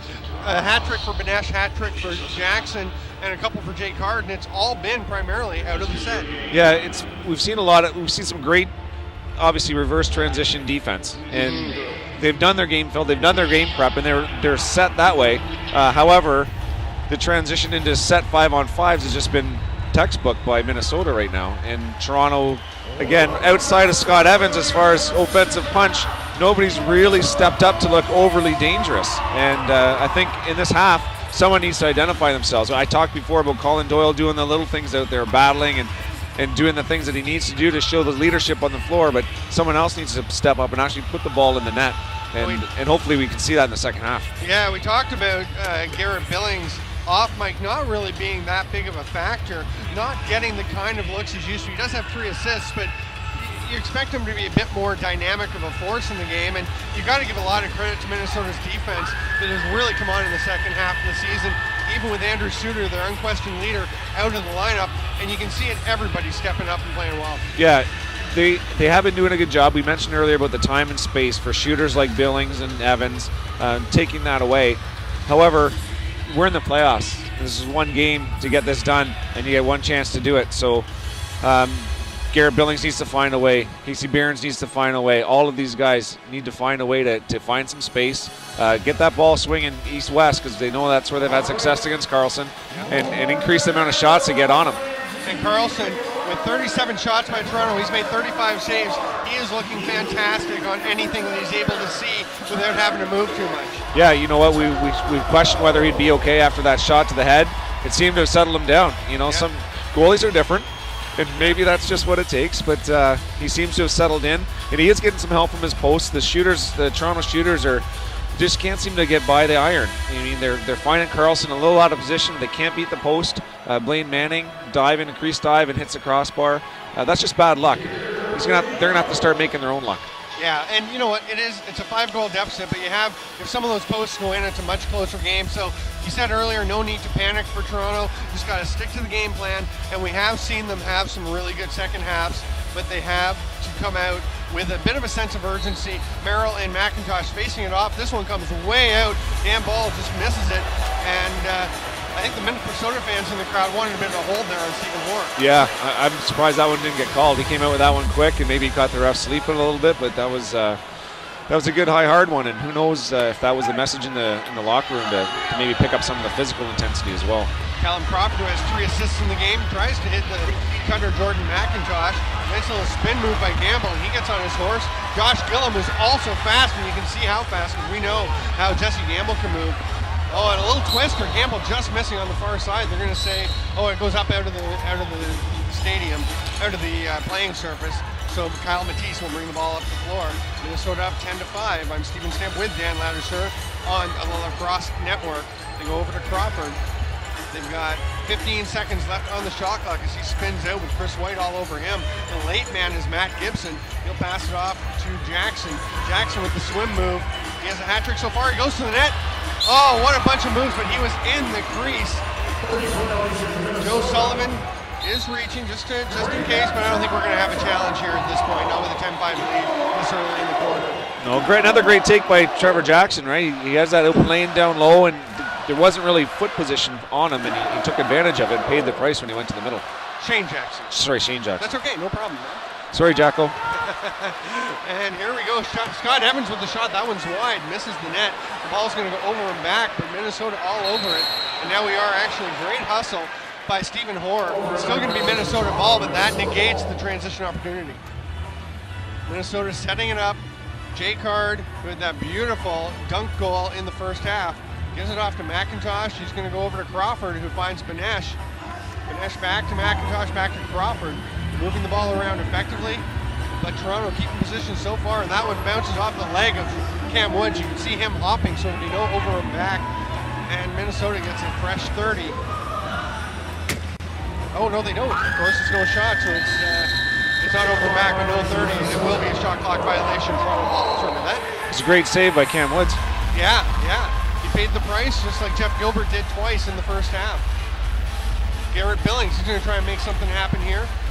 Very effective defense by Tyler Haas, who's really showing his defensive ability. But then the ball bounces to Billings. He tries to flip it to someone. No one's there except for a Minnesota Storm player. Heading up the floor, David Earl. He's going to take a shot here and just miss on the far side. That ball up, climbing the ladder to get it. Nice athletic play by Mike Hobbins. You've hardly even seen Hobbins on the floor today that I've noticed. There's a quick spinning shot. That one by Garrett Billings doesn't get through. And here comes Minnesota the other way. All of a sudden, the game is opening up. The pace is really picking up. I like that look from Billings there, that quick turn and release. I think they need to get some more of that. And again, if it comes off that east-west, even better, but Garrett just needs to start working his man, push off or step back and get that shot off. I think that's going to open up some things for them. Yeah, when you're as good a shooter as he is, you got to get the ball in the net. Kyle Matisse can't quite get the ball in the net there, but Corin Cal comes up with it. 5 seconds of the shot clock, so Benesh fires and he's wide. Jay Card's going to pick it up with 1 second left and just flip it down into the corner. And it'll be Toronto ball on the 32nd violation. It'll be scooped up by Hobbins once again. Looks like they're increasing the physical play in the defensive zone. A couple guys have taken some runs at Benesh. Little extra checks after, maybe setting the tone a little bit. Trying to get something going, some sort of energy. Just making clear you're not going to have an open season and open looks against us anymore. Going to the net, trying is Stephen Blanc, but he loses it. It's picked up by Doyle. He's fighting through a check and fires. A little bit of a shaky save by Carlson, but he comes up with it, looks up the floor and finds Dan Ball. Ball has a streaking man all alone. Jordan McIntosh takes it and scores. And that is a breakdown in reverse transition right there. Yeah, and I can see Coach Cordinley talking to the guys that just came off that offensive floor. They need to make a better read of the floor.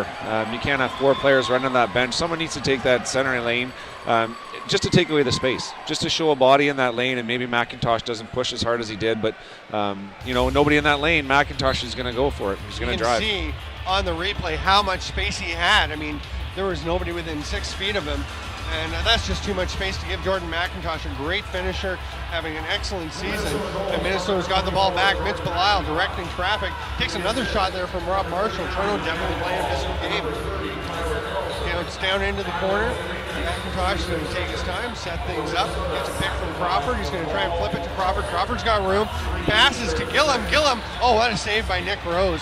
Reset. The ball comes to Gibson. He gets a shot off, but that one's stopped. But Gibson knocks it loose. Stephen Hoare scoops it up again and runs into Jay Card. Minnesota with the aggressive forecheck. Falling down is Hoare, and that ball is loose on the floor. Great one-hand pickup by Gillum. He is one of the great stick skills guys around, and you saw it with the one-hand pickup under pressure there. Yeah, in fresh pursuit, Gillum just snacks that ball and then settles it down right away. Doesn't push it. Good mature decision there. Yeah, for a young player, but he is supremely talented. And here comes Ryan Benesh. He's got Gillum with him. He'll pass it to him. That one, Nick Rose was all over. Gillum couldn't find the far side, and Toronto has a couple there, so Chapman will come out with it. He'll get it to Damon Edwards, who's going to hustle up the floor. Nice transition by Minnesota, as long as they didn't go early, and they didn't. Going to the net is Edwards, shoots, scores! Edwards looked at the transition at the trailer, and looked like he was going to make the pass, and then just turned and shot. Yeah, I think he had Haas there defending him, and you know what? In defense of Haas, I wouldn't expect him to take me underneath either, especially when he does turn up and look for that 3rd or 4th trailer. Quick little toe drag underneath to the top of the crease and a finish. So well played by Edwards. And they needed that one. They're very pleased to have Damon Edwards getting that goal, making it 11-6. As we are at the nearing the 10-minute mark here of the 3rd quarter.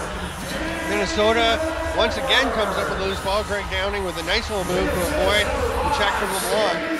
Toronto has LeBlanc trapped momentarily back on D, but he will get off the floor. We have the 5-man offensive set for Minnesota. Jackson goes to the far side.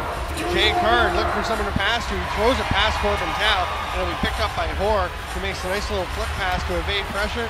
And up it goes to Kyle Belton. He's got a man cutting, gets it to him, but Sanderson had somebody coming right over and didn't get a lot on that shot. Nice job picking up the cutter.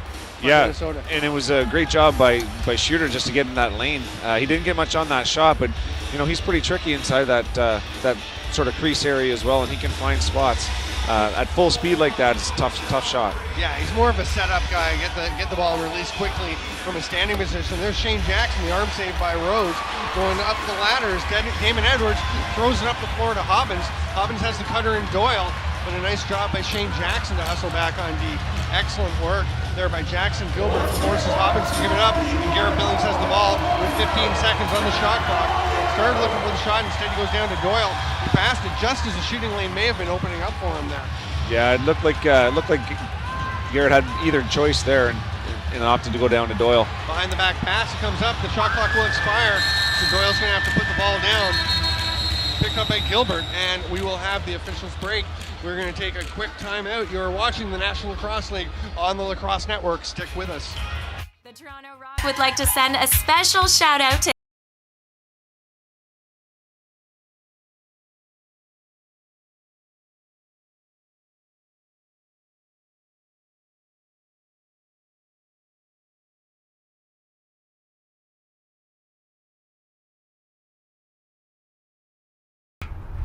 Okay, stop. Go to your right 1 step, 7.5. Okay, just an inch more to your right. Okay, right there. Okay, that's good. Do it. Okay, this isn't working.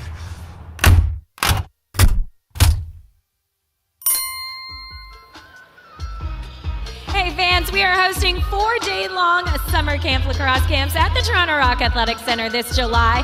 Space is very limited, so make sure you book your spot now. Each of the Toronto Rock lacrosse experiences. Welcome back to the Air Canada Center. Remember, today's game is brought to you in part by Reebok. Redefine your game with Reebok's new Black Line. Reebok Black was designed and engineered for the elite lacrosse player. Reebok's Black Line features a lightweight, minimalistic design with carbon light technology. Performance-driven, technology-driven, NLL proven. Find all the new Reebok lacrosse gear online at ReebokBlack.com. Across to Scotty Evans. He's isolated, trying to go low, but it goes back. You had Jeff Gilbert on him. Here comes Sanderson, the shot, scooped up in the crease, and a reset. What a play there on the crease by Casey Behrens. Those unbelievable hands. He's in great position physically, and as well just reaches out with his stick, and he's able to get a quality shot off where most people wouldn't even grab that loose ball. Yeah, and great feet to stay out of the crease. Nice body control. Here comes the ball over to Josh Gillum. Goes to the far side. McIntosh is going to try and spin off. That's a moving pick there by Jay Carr, just throwing the ball once again. And Toronto's really picking up the intensity defensively, which is really leading to these moving pick calls. Yeah, absolutely. They're out there being active, and it's tough to set a pick on someone who's moving around, and right now they're getting the calls going their way. Now it's going to be Minnesota ball. Tyler Carlson will take it. He's got a cutter up the floor. Kyle Matisse. He thought about it, that's for sure, but Matisse was covered by Stephen Horn. Now he's going to make the pass a little safer. It's going to bounce away from the feet, though, of Matisse. And that was just Carlson running out of time and having to get the ball up the floor. Yeah, he had to make that move, and he had some pressure on him from Colin Doyle and down in the offensive zone. Sort of hung in there. There's the shot by Billings, and that's exactly what we were talking about. Even if it's forced a little bit, he had a bit of a lane and forced Carlson to make a good save. You're down 5 goals, you got to force some stuff. Oh, and Matisse all alone on top. It's a goal. That's a huge one. And he will celebrate the pass from Callum Crawford. Crawford hasn't really looked like a threat to score goals, but what a pass. Yeah, great pass and great read of the floor. He goes up to, looks like he just slips a pick and rolls back down towards the net, and there's no defender between him and the net. Troy Cordingley has his hand in his pocket, looked up at the replay, and decided he would not challenge that one. It was a pretty clear goal, 12-6. And the fans are getting a little restless here in Toronto. They won a championship, and a bit of a Bronx cheer for Rosie making that stop there. Yeah, I hope it's not going that way. I really do. I think Nick's done a good job coming out of the second half. He's all alone there. It's one of those shooters. He's not making that stop. Yeah, not much you can do in that one. There's Blaine Manning trying to take a shot. He had a wide open lane, but the save by Carlson. And, Nick Rose has been put in a tough situation, but Tyler Carlson has been phenomenal until that moment when Colin Doyle, the captain who seems to score whenever Toronto really needs a goal, and he just fired a laser into the corner. And like I said, it's from the exact same spot on the floor. He's found his range. He's comfortable there. He's doing the other things on the other parts of the floor, but we need some more out of that from other shooters on the floor. Like Colin can't keep shooting from that same spot. He's got a couple opportunities. He's buried, but they got to be more creative as well. So a timely goal by the captain. 12-7 the score now, just over 6 minutes to go here in the third quarter. There's the pass by the Swarm over to Jordan McIntosh. He's going to just run around until he gets some teammates out with him. Patrick Merrill hit a lump in the floor or something. This is a very smooth carpet. The new carpet in this year is really nice. And here's Ryan Benesh with the ball. The pass over to Crawford. He's going to duck and drive low. Nice recovery, though, by Edwards. The ball moves around quickly. Gillum with the shot. He's going to be scooped up off the rebound by McIntosh. He's cutting behind the net. Dunks! Scores! Jordan McIntosh. As soon as he picked up that ball, he saw where the opportunity was. Yeah, you have to know he's going for that. It's been one of Nick Rose's weak areas all season. I don't think that's any secret across the league. I think they're going to. Rose has his arms right up on the crossbar. I mean, that is McIntosh reached across and reached way out to come under the arm. I think Rose is surprised this is in because he felt like he had the crossbar shut off. I'm not sure if that went or if Rosie's back was off and it went down his back and in. But bottom line is, you've put yourself in a position where that's in people's game plans, opportunities to score from behind the net, which really isn't a high percentage shot, but it is actually in their game plan. So they've made a goaltending change. Maybe a momentum thing. Well, 13-7, it's got to be, whether it's a not confident in your goalie right now thing or a momentum thing, you got to do something, as it is a 6-goal lead for Minnesota, and we knew they were going to be trouble for Toronto, but we didn't know they'd be quite this much trouble. No, I would never have anticipated this, so my Twitter response from before is 100% wrong at this point.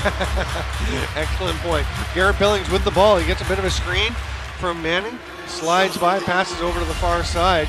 LeBlanc goes to the net. He gets past Krepinczak, shoots the save by Carlson. It's not often you see Krepinczak beaten down low like that. It's actually, I saw him take a quick peek over his right shoulder, and it was great timing because that's when the cut underneath came, and that's what good offensive players look for, the back of your helmet, and then they take advantage of you, and that's exactly what happened there. Good point. Great vision by Steph LeBlanc and by Dan Ladouceur to notice that. That's the elite level that these guys play at. You just need that small opening. Crawford circling around, crosses his hands over to get it to Jackson, to go to the far side to Card. He's got a lane to the net. A little shove from behind forces Card to shoot it high. And we're going to have a 30-second violation. We have reached the officials' timeout. We'll take a quick break. You are watching the National Lacrosse League on the Lacrosse Network. Pick up a copy of the Toronto Sun when it comes to sports reporting. No one beats the Sun, official newspaper of your Toronto Rock. All right, fans, welcome back. Your Toronto Rock cheerleaders.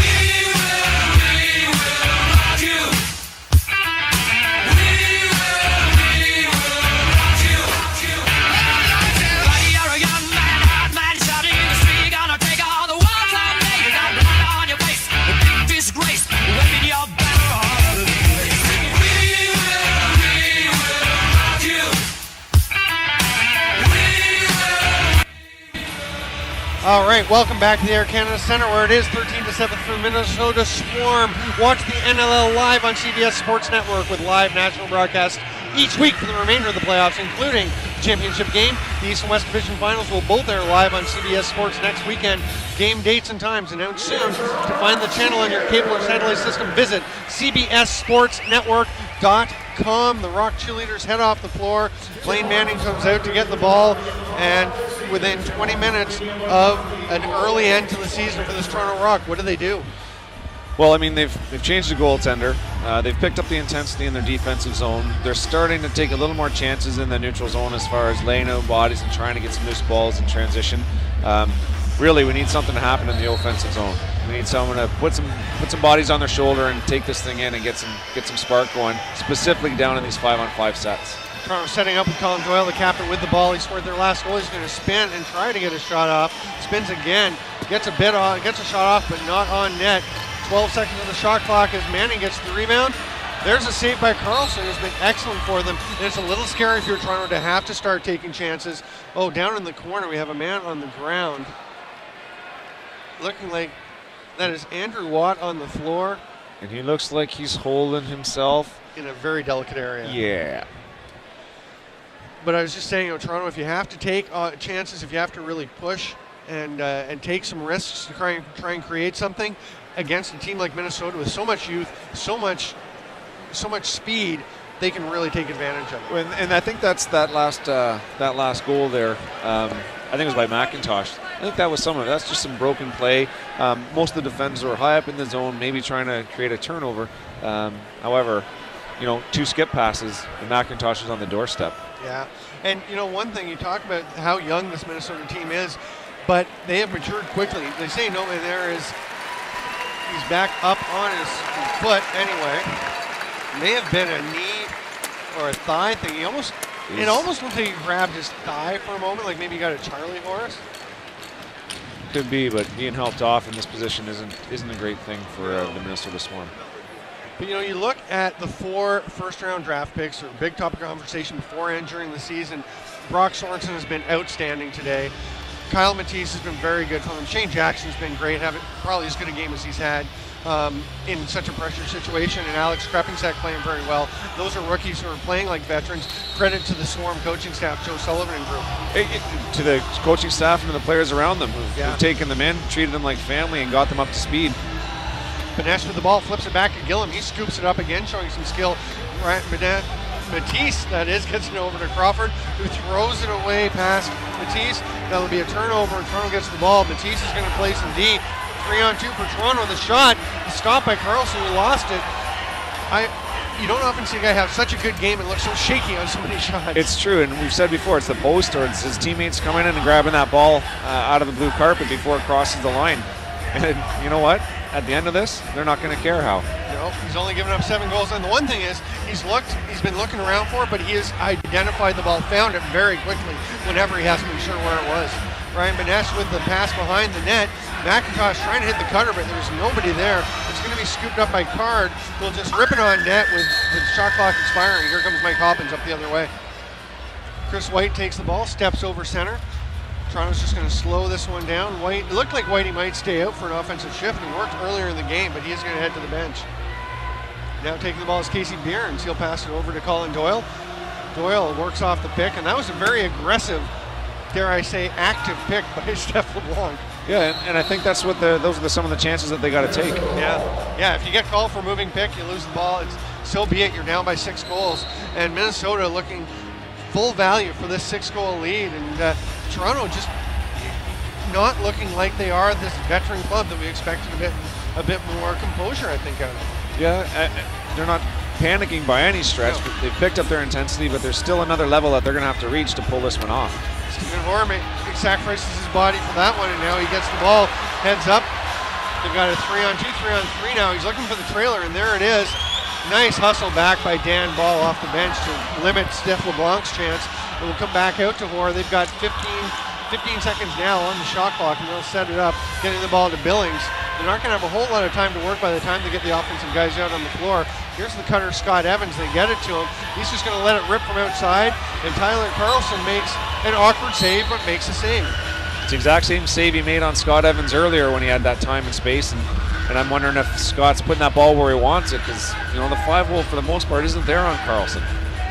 But Scott Evans does score a lot of 5-hole goals, so he may have thought he saw something. Carlson recovered. There's a shot that goes wide. Some fencing, some jousting between between Tao and White.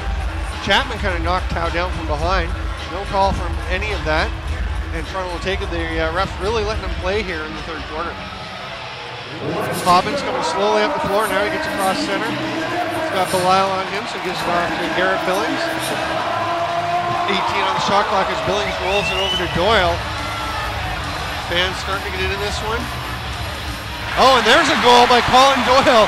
Once again, the man you'd expect to get it from almost the same spot on the floor. Very much the same spot. It was interesting watching this set because Josh Sanderson pretty much fronted his defender, which isn't a big game for Josh Sanderson to front somebody like that. But he basically just created a seal. Was never really a threat himself, just more of an obstruction.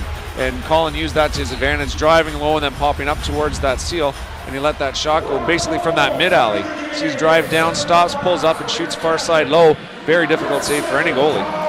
Yeah, here's the ball out to down and shoots. What a save there by Zach Boychuk. Looked like he stepped in the crease anyway. So that's actually, I guess, as he ran through after the shot. So Kyle Belton will trot up the floor, hand it off to a suddenly aroused Toronto Rock fan base. Scott Evans, so they were getting on their team earlier, but they're back in love. Garrett Billings with the ball. He tries to pass it across. It goes off the defender's stick. Now he gets the pass over, but that one drops loose. And it's scooped up by Carlson with his toe just in the crease and gets it off to Greg Downing. We're in the final 40 seconds. Great defense there, just getting a bit of a can opener on that pass. Just enough to knock it loose, and then an active Carlson's able to scoop a loose ball. Callum Crawford throws it down into the corner to Matisse. Minnesota kind of spreading things out. There's a 12-second difference between the shot and game clock, and that is going to be a reset. So Minnesota will send Carlson to the bench and be able to get a sixth attacker out for this final set of the third quarter. Banesh takes the ball. Here comes the extra man, which is Josh Gillam. They go to Jackson. Jackson with a hat trick on the day. He's going to start moving in, and then you realize there's only a few seconds, and scoring is Josh Gillam. What a goal by Minnesota. Wow, I thought Jackson left it too late. He started driving at 4 seconds, then he drops that behind the back pass to Gillen right on the doorstep. You can see that White was obviously playing the shot from Jackson. He's got a hot stick, and he's starting to, basically hedge his bets by taking away that shooting lane, leaving Gillen, and Gillen made him pay for making that decision. What a smart play there with 0.8 of a second left by Shane Jackson. You can almost see him kind of look up in shock when he realized that he was out of time. So he makes a quick pass to Gillam. 6-on-5, you can't cover everybody. You maybe not want to leave the guy uncovered right on top of the crease. Well, I mean, you hedge your bets. You want Jackson coming around, 3 goals already on the night, and you want him ripping it from the mid-alley? I'm not sure. That's a good point. I mean, Jackson, of course, has been shooting very well today. We are at 14-8 after 3 quarters of play. We'll take a quick break and be right back. You are watching the National Lacrosse League on the Lacrosse Network.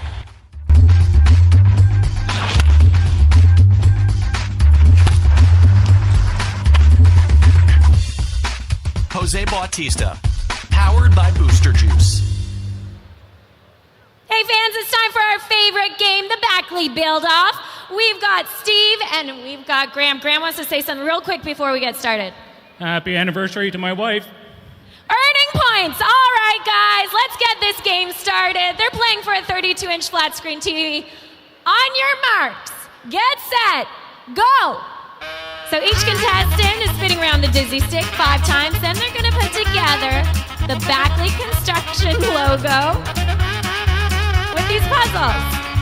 Okay, whoever puts it together the fastest is going to win this flat screen TV, courtesy of Backley Construction. The beautiful cheerleaders are helping us out today. Iggy, how we doing? You gotta help them out. Help Steve. Okay, I think we have a winner. Graham. Welcome back to the Air Canada Centre. It is 14-8 for the Minnesota Swarm as you're heading into the fourth quarter. The Minnesota Swarm thank all their fans for the great support they showed during the 2013 regular season. The Swarm will be on the road for all playoff games this year, which is looking like another playoff game for them at this point. Never say never. And remember that it's never too early also to start thinking about season's tickets for 2014. For ticket information, visit mnswarm.com. That's that last goal there by Minnesota. That's a momentum breaker. That's a heartbreaker. You heard the crowd go quiet. You know what happens on the bench.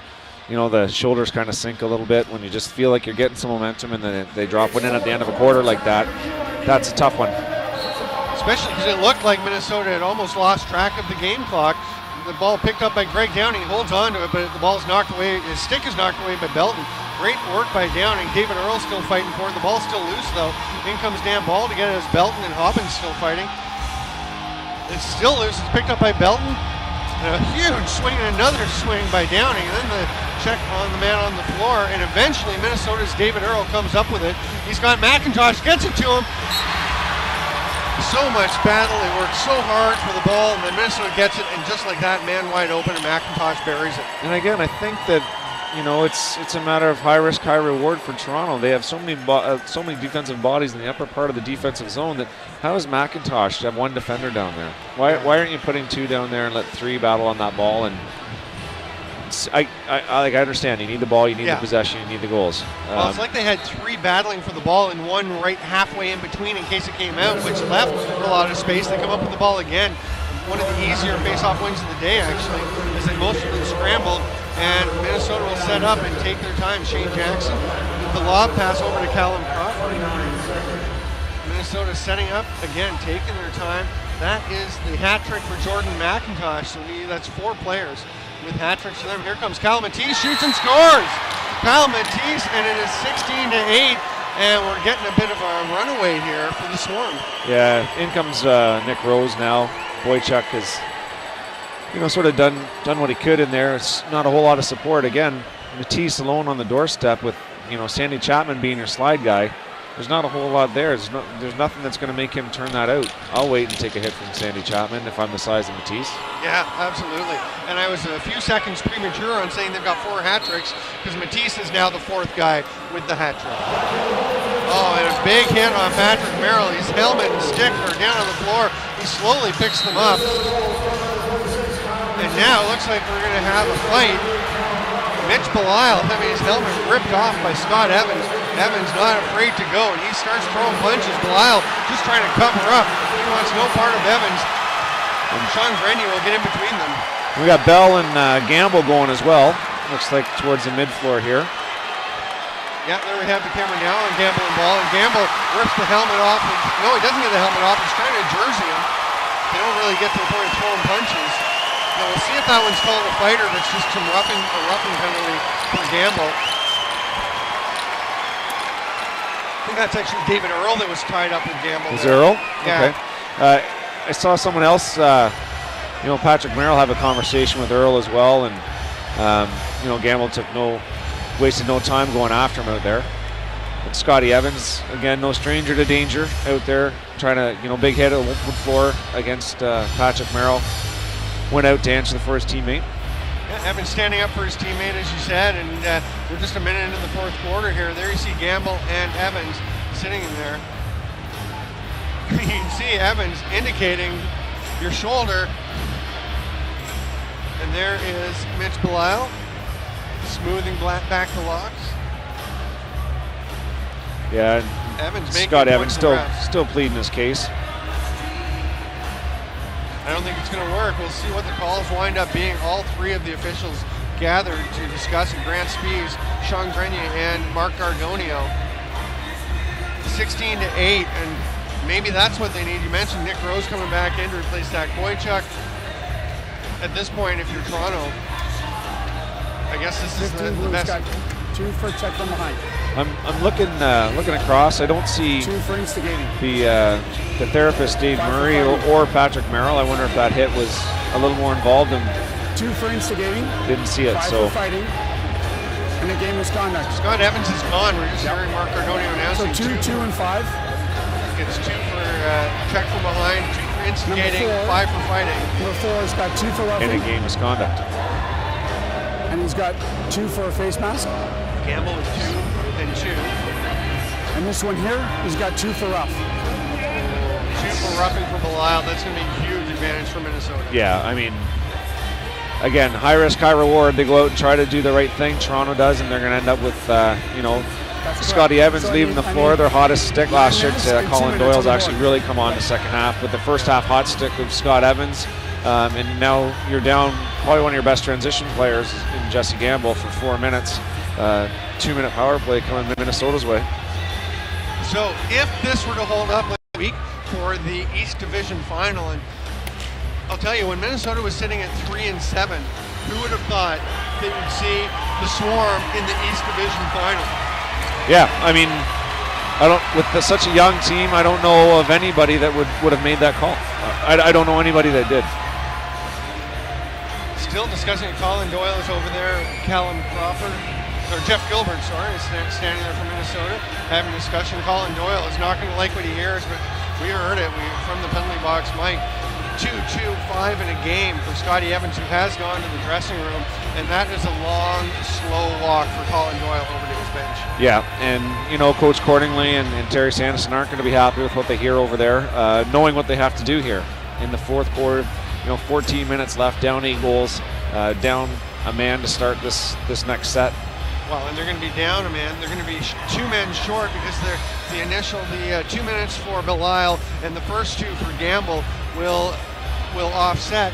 So it'll be 4 on 3. They'll be for 2 minutes, and then another 7 minutes where there'll still be a man down, including one of those being a major penalty. So Toronto's pretty much short until there's about 4 minutes left in this game.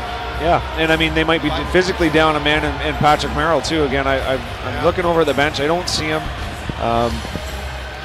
So they might be down a couple bodies, which, when you're trying to play a high-energy offense and create some things, you want as many fresh legs as you can.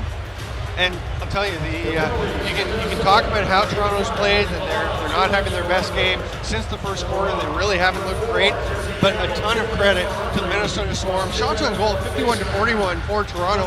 Tyler Carlson has been great at stopping the shots he's seen, and the Swarm D doing a good job of limiting the chances to shots that he can see. Yeah, for sure. And a lot of that is, we talk about their athleticism and their ability to close the gap. When they do get a chance to swing that ball east to west, they're firing out and getting on hands and disrupting sticks so much that we're seeing some missed pass or them just having to pull the ball out entirely and sort of abandon that east-west game to look for some more same-side 2-on-2 game or some one-on-one takes. And Minnesota's not going to let off the pedal off the metal. They saw what happened to Washington. Now, this is an 8-goal lead in the fourth quarter. Highly unlikely to see anything happen, but with the man advantage, they've got 5 guys out there right now as Jeff Gilbert is still chatting with Mark Cardonio, the head official. But it's going to be 4 on 3, and Callum Crawford will start with the ball.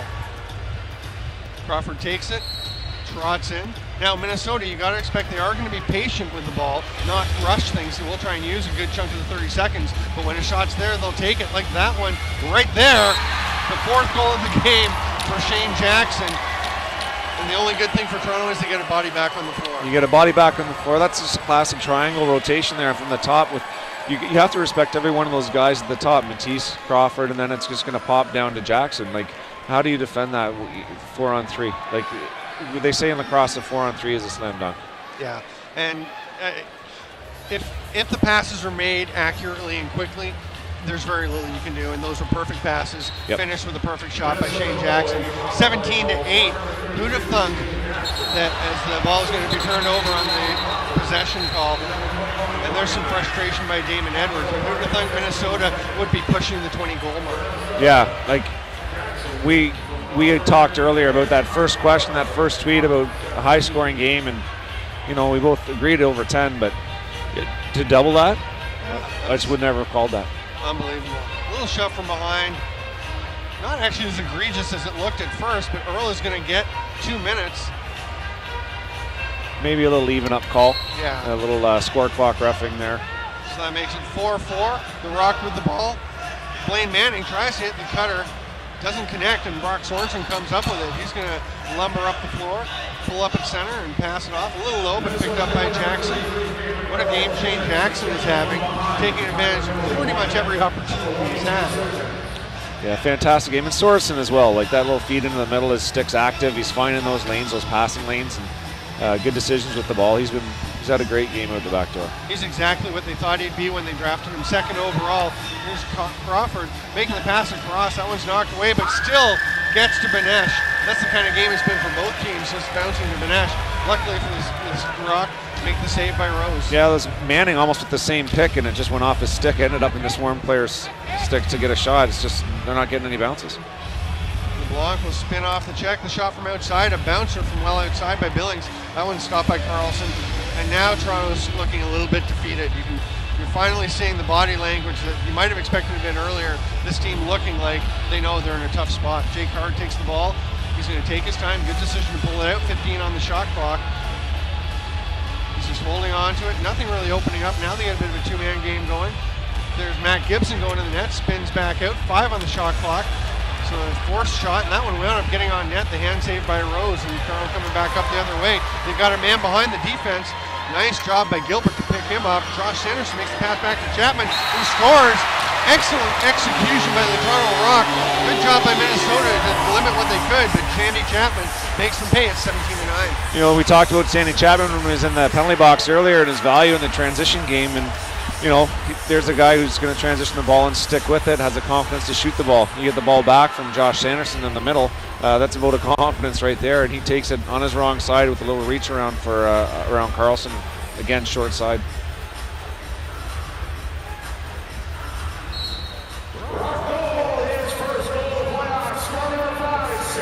Here's the play, and Chapman just finds the spot over the shoulder of Carlson. A little fake low gets Carlson ducking a little bit, and he puts it into the top corner, 17-9 in favor of the Minnesota Swarm.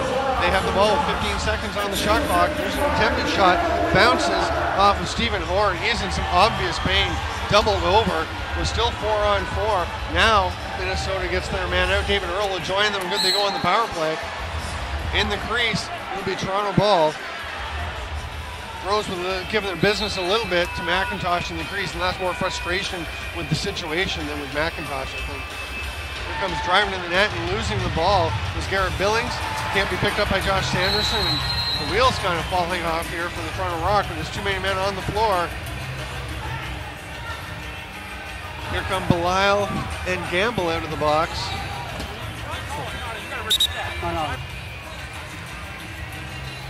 And Mark Gardoni was going over to talk to Callum Crawford. Mitch Belisle is not too happy with that call.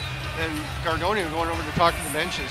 And even that last play, Josh Sanderson, bit of a missed ball. Like, that's the kind of thing that have been happening all afternoon for Toronto. Just little missteps, miscues.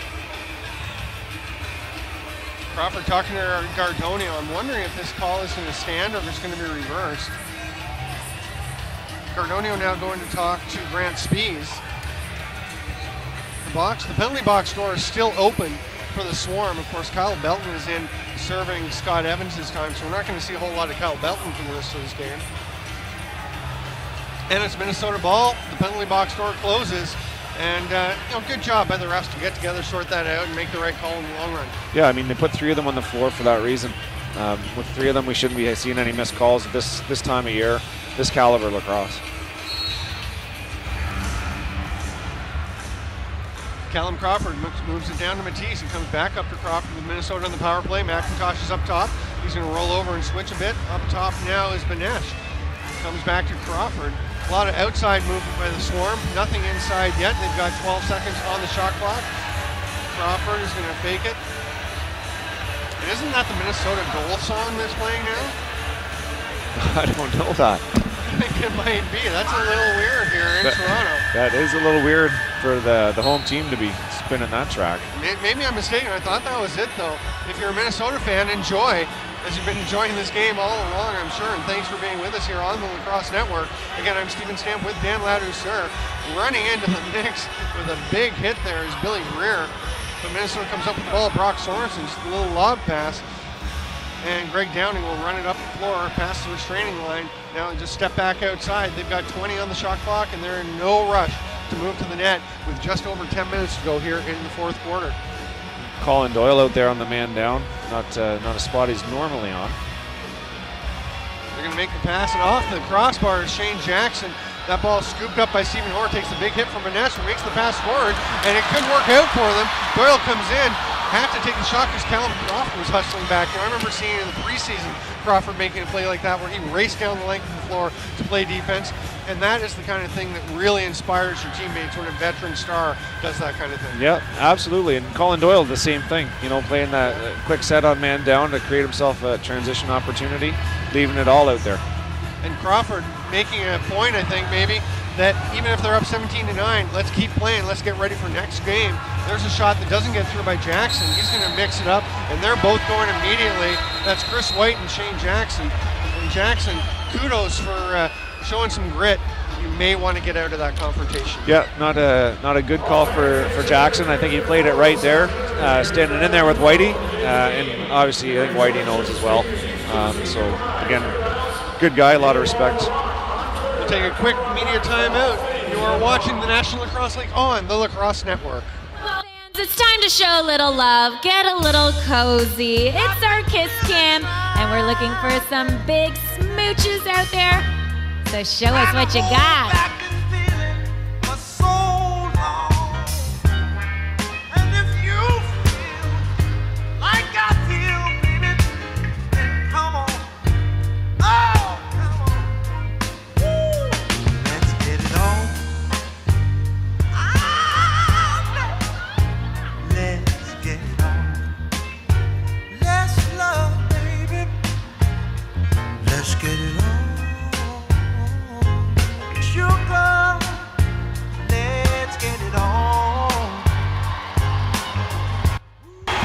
Welcome back to National Lacrosse League action on the Lacrosse Network. Watch NLL live on CBS Sports Network with live national broadcasts each week for the remainder of the playoffs, including the championship game for the East and West Division Finals. We'll both air live on CBS Sports Network next weekend with game dates and times to be announced soon. Find your channel on your cable or satellite system by visiting CBSSportsNetwork.com. It's 17 to 9, 9.5 minutes to go. Desperation time for the Rock. Moment of truth for Minnesota. Can they move on to, after last year, their first West Division final? They could be in their first East Division final. Yeah, isn't that great, eh? With the first crossover game. Pretty exciting playoff format this year, and Minnesota right in the thick of it. And you know, we talked about how Toronto might come out a little slowly because they had the week off. They came out fine. They were great for the first quarter. Since then, they've only scored 4 goals, and they've really struggled to get some of their rhythm. Yeah, and you know, Colin Doyle's come out and done what he can do. We haven't seen the likes of Garrett Billings, Stefan LeBlanc, or Josh Sanderson sort of move into a zone where they're contributing on the score sheet, and you know, that might be the difference come the end of the day. Meanwhile, 4 Minnesota players with hat tricks: Kyle Matisse, Ryan Benesh, Shane Jackson, and Jordan McIntosh. And we have a little pushing and shoving already between Manning and Dan Ball down on the crease. Toronto brings the ball in to shoot Josh Sanderson. Toronto's still short-handed. They're 4-on-5 for another 4.5 minutes. We're into the major penalty here. Steph LeBlanc makes the pass across to the far side. Beeren's trying to drive to the net. Ball rebuffs him, so he makes the pass to Sanderson. That doesn't connect. Mitch Belisle was right on top of him. Great defense still, and there's a penalty, no question. Steph LeBlanc with the hold. Brock Sorensen with the shot on goal, diving, turned away, but it's going to be a 5-on-3 for the Minnesota Swarm, and the trouble deepens for Toronto. Yeah, that was a clear-cut pull of the jersey by LeBlanc, and you know, 3 refs, they're not missing that. 2 refs wouldn't have missed that one, actually. I don't think so. LeBlanc will head back to the sin bin, join Kyle Belton, who's probably glad to have a little company, although I'm sure he'd rather not be, because he's being joined rather than being released. Yeah, and I mean, I think Whitey's still in there as well, and Shane Jackson for the Swarm. It's been actually a pretty popular place to be this game. It has 5-on-3, so Jordan McIntosh will stay up high and we'll go 4-on-3. We said the 4-on-3 at this level pretty much a slam dunk because of the skills. They'll get it out to Jay Card, moving the ball around. There's the shot in the slot, the save by Rose. Picked up by Minnesota, everything going their way. There's a shot, the pass, the skip shot. Corbin Tao is on the scoreboard after a great pass from Ryan Benesh. You know, it's that same triangle pattern that we talked about before. It starts with the rights, kick to the left, then swing back to the rights. Makes Nick Rose move his feet, and he's just not able to recover. That passing is bang on the money. It's done with such tempo, and the quick release of the shot, there's no way that he can recover. And Nick Rose got so quickly across the crease there. Tao actually went back the other way, went 5-hole, as Nick Rose took himself out of position for that shot by being so quick. That's the kind of day it's been. And here comes the Swarm with the ball. There's a save by Rose off of David Earl, but the ball is now knocked away by the Toronto defender. Bill Greer knocks it free. It's picked up, and the lob pass forward, grabbed by Sandy Chapman. Toronto is in a 4-on-5 situation here. Chapman, though, is going to try and drive to the net. Nothing there. He'll pull it back out. They've got to keep pushing, even short-handed, because they are nipped by 9 goals with 8 minutes and change to play.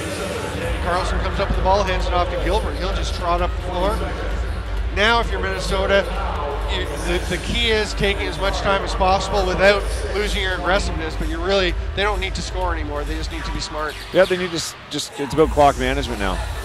Clock and floor management, and you know, Sully knows all about that. 6 seconds left on the shot clock. They're going to move it up top to McIntosh. He'll make the pass, and the quick stick What a great pass down to Josh Gillum, and he gets another one.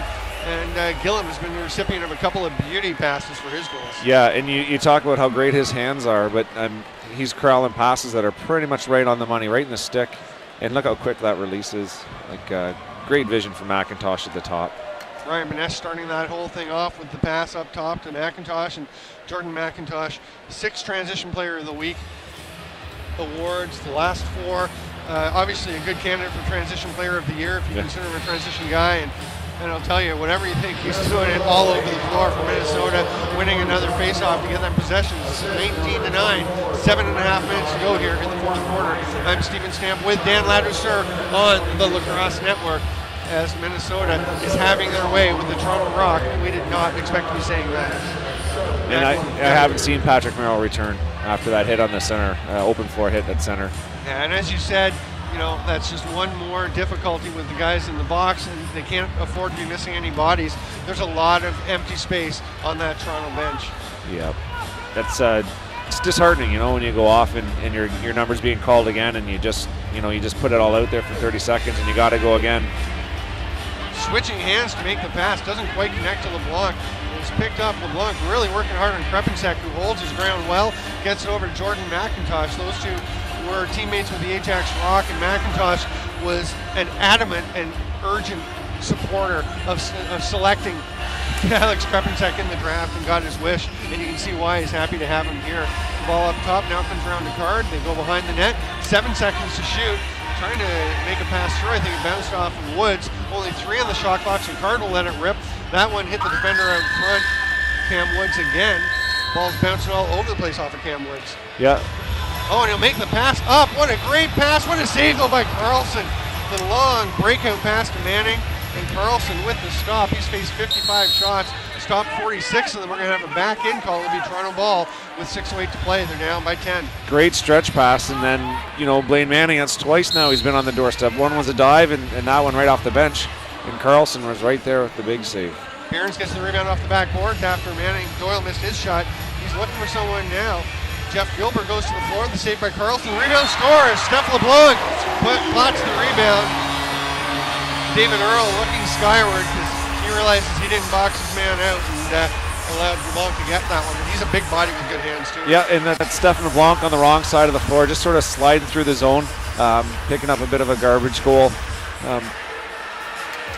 Would you say too little too late? I don't know, 5-6 minutes left here, down 9 goals. There wasn't even a whole lot of jam after that goal. No, not a lot of excitement. A lot of excitement among the Rock. The fans trying to get themselves excited. The music's playing, but you can tell they're kind of half-hearted about it as well with the 9-goal deficit at this point.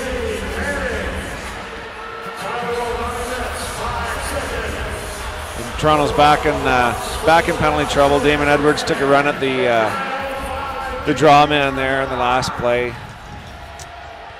And that's just frustration on his part, and there you go.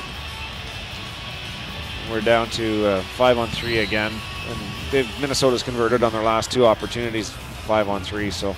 Well, and they've got such a team approach to the game in general, and they get this basically setting up with the 4-on-3, and they're all about moving the ball and getting the guy who's open the opportunity. There's a shot by Benesh. That one's stopped by Rose. He's going to make the long pass to a man who's not looking, Mike Hobbins. They get a bit of a break as it does bounce to their own man, and then Sandy Chapman takes the pass, almost throws it away, but Josh Sanderson manages to get it back. Garrett Billings tries the shot. That's stopped by Carlson. And the net knocked way off the moorings as Carlson fell backwards. The shot hit him. That may have been at some point where it would have been in the net, but you can't fault Carlson as he got knocked back into his crease, into his net, and he'll set that back up. Minnesota at the other end. That's Sandy Chapman, right? Hustling in there, able to grab that loose ball and get a shot off at all.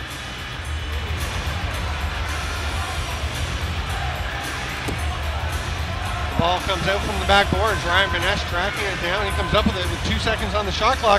The pass to Tao, who just misses the net. Oh, and a high check. And Jesse Gamble is very unhappy about that. He immediately goes after Tao. I think Tao's got to have 5 for the first one. And Gamble is furious with him. And with good reason. Absolutely. I don't think that's... I think that was overreacted at all there. Jesse Gamble took one in the chin and wanted someone someone to stand up for it, and we couldn't actually get anything going with Tao, and actually Tao still has his mitts on. So Gamble's still yelling at Tao, and Tao, I don't think he's a dirty player. I don't know that he intended to do that, but he was certainly careless, if not willfully aggressive on that one. yeah, he was definitely careless. You know, that's the kind of stuff that we've been trying so hard to get out of the game. Those direct talked about a game plan, and Brian Benesh was on the call as well, and he basically said, I know Coach Sullivan's going to have a game plan for us. They've obviously implemented it from both ends of the floor, the defensive end as well as the offensive side of things, and the players have gone out and executed. They've played with discipline, they've played with heart and energy. The young athletic team that we expected to show up has, and they've been getting a lot of bounces. Great goaltending by Carlson. They've put a package together here today. How about an East Division final of the Rochester Nighthawks, who have given up the fewest goals in the league in the regular season and gave up only 8 in their division semifinal against a Minnesota team that is on the verge of putting in 20 against the Rock. Yeah, that's going to be a great matchup. Again, the wild card for that one is what we talked about earlier with Jameson out. Apparently, just reading Twitter, there was a team photo done today, and his leg was heavily bandaged. So whether he's a go next week or not is going to remain to be seen. Yeah, we've heard that he left the game last night on crutches, and that is a huge loss to Rochester as they try to get back to repeat their championship from last year. The ball is eventually picked up out of this scrum by Greg Downing. He'll run it up the floor, and it is 4-on-3. 5 minutes going to Tao for the high stick, and then Gamble got 4 minutes for roughing on that last play. So right now it is 4-on-3 for Minnesota. I question the music here in Toronto. Mission Impossible, is that really the message you want to be sending right now? I had not even noticed, but there is a goal by Josh Gillum that'll give him a hat trick on the day, and that one just somehow snuck through Nick Rose. It was like everything was happening in slow motion. Rose reacted in slow motion, the ball bounced in slow motion. That's just the kind of way it's gone for Toronto. You know, I talked about Carlson and the Minnesota Swarm getting a lot of bounces, posts, etc. And Toronto just didn't get them today. And there's 20 goals, 20-10 for the Minnesota Swarm, and we're kind of dumbfounded up here because we're in shock. Yeah, you could never have convinced me that this was going to be the final of this game, or even remotely as far as a 10-goal difference. Even in the half, when it was 10-5 for Minnesota, I assumed Toronto would battle back into this game at least somewhat. Oh yeah, they came out of the half well, and Nick Rose was playing well out of the half. But that relentless machine that's the Minnesota Swarm, just kept right after him. We'll see what the call is. We're going to have a crease call here. So Blanc went hard after that ball. Blaine Manning grabs a hold of Greg Downing and shoves him into the wall. Downing comes back and has some words for him. And Minnesota needs to stay clear of this stuff. Toronto can afford to lose someone because if they get a game misconduct or any suspendable offenses, they lose someone next to it. Yeah, and Carlson's got to be careful here too. I mean, LeBlanc gave him a little shove, and then he gave LeBlanc just a little bit of stick work there. And Carlson needs to keep his eye on the big prize, which is next week. Yeah, you're up 20-10. You can be the bigger man here. LeBlanc heading to the penalty box, as is Mitch Belisle, who got into that. Belisle spent a fair bit of time in the box in the second half as well. Blaine Manning was in the mix as well there, and Blaine's a competitive man by nature, and I've seen him when he gets fired up. He's a lefty. I've seen him take care of himself. Yeah, and it is a veteran Rock team. Several of their players much closer to the end of their careers than the beginning, so I think these guys are aware that they only have so many shots left at the prize. Yeah, I mean, each time you get to this time of the year, you really do have to value it because you don't know when you're going to be back. You don't know what happens in the offseason. Are you going to be back with the same group of guys? All of these things run through players' minds as they prepare for this time of year.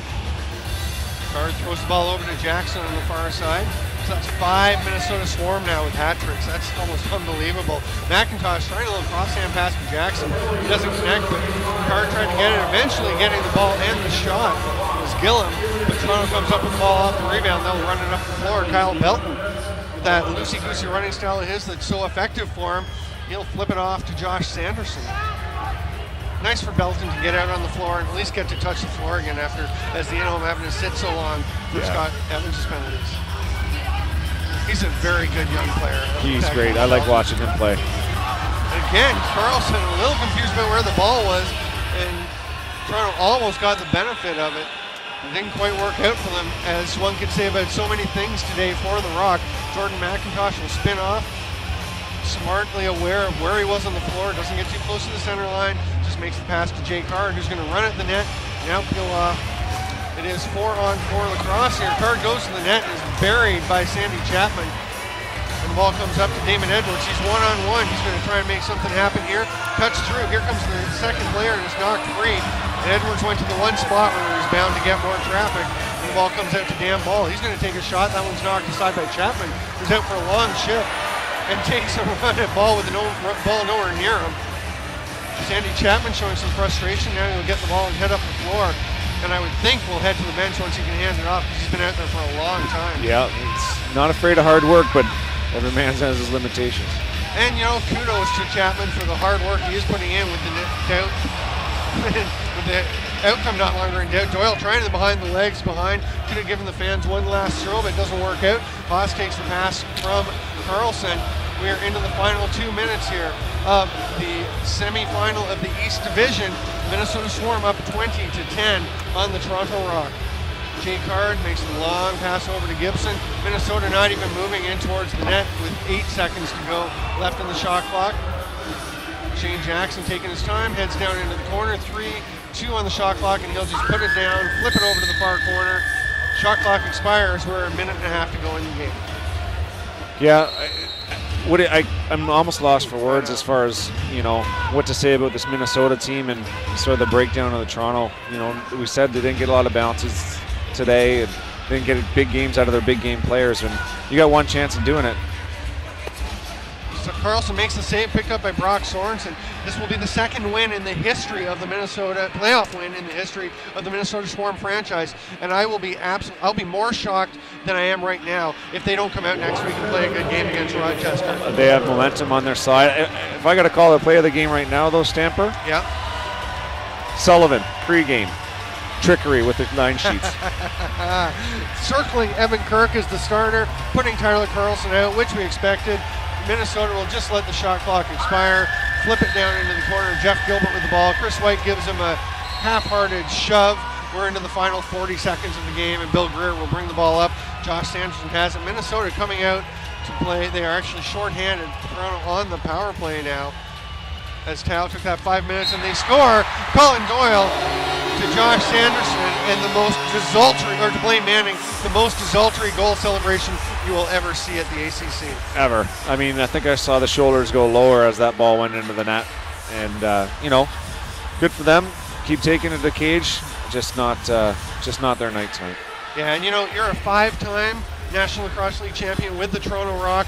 You bleed blue and red, but you can hear the admiration in your voice for this Minnesota Swarm club that has earned this win. Yeah, and you try to stay as neutral as you can, but I got a thing for the Toronto Rock. The ownership's great coaching staff, a good group of guys down there. To see it come out and not go their way, it's just, it's got to be tough. It's tough for all the fans that are here today. Disappointing bunch of guys on that bench. Yeah, some credit to Jamie Dawick, who's done a fantastic job, as you said, as the owner of this club, helping to rebuild the franchise that had struggled, get them back to prominence, and this is not the day they wanted to have. The coaching staff, Troy Cordingley, Terry Sanderson, here's a shot. Behind the back pass, and there's a shot. Toronto's still on the power play. John Lovell, Terry Sanderson, Matt Sawyer, Patty Campbell, the coaching staff doing a great job, and sorry for them to see their season finished, but kudos to this great Minnesota effort today as Alex Krepensek knocks that ball down. The game clock expires, and the swarm out to congratulate Tyler Carlson for a well-earned win in this East semifinal. He was the most consistent player on the floor all night, and when you have this style of play as far as their aggressive transition game, you want that kind of confidence in your backstop, and the guys in front of them could play, leave it all on the floor, open it wide up, and know that Carlson had their back. The East Division final will be in Rochester next weekend. You can check that one out. Of course, you can see all the games on CBS Sports Network. Go to cbssportsnetwork.com to check that out and find out when the games will be played. They'll be announced soon, probably later tonight. Minnesota at Rochester on the other side. We'll have Calgary playing host to the Washington Stealth. A couple of great matchups. Yeah, this is playoff lacrosse, right? And then it takes the Sunday here to make it all unfold. However, this was a great weekend. Let's bring on next weekend. Yeah, let's forget the work week. Let's just go. Yeah, let's just go. It's going to be a long week waiting for next week to happen. And I am Stephen Stamp for Dan Ladouceur and the whole gang here at the Lacrosse Network. Thank you so much for being with us, lacrosse friends. It's been a great season so far. Make sure you're here next week because it is going to be fantastic. Yeah. That'll do it for us. Thank you, and see you next time.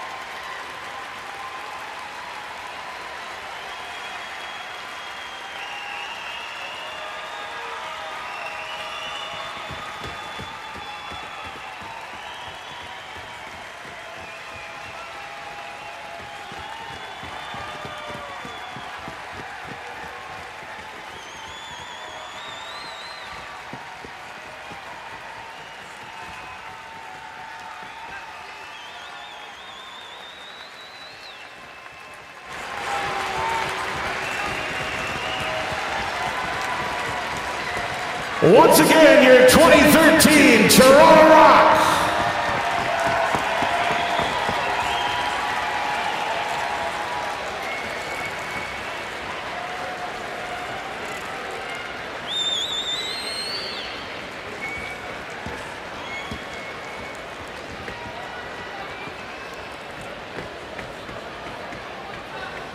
Just a reminder, Rock fans, we're hosting a 4-day-long summer lacrosse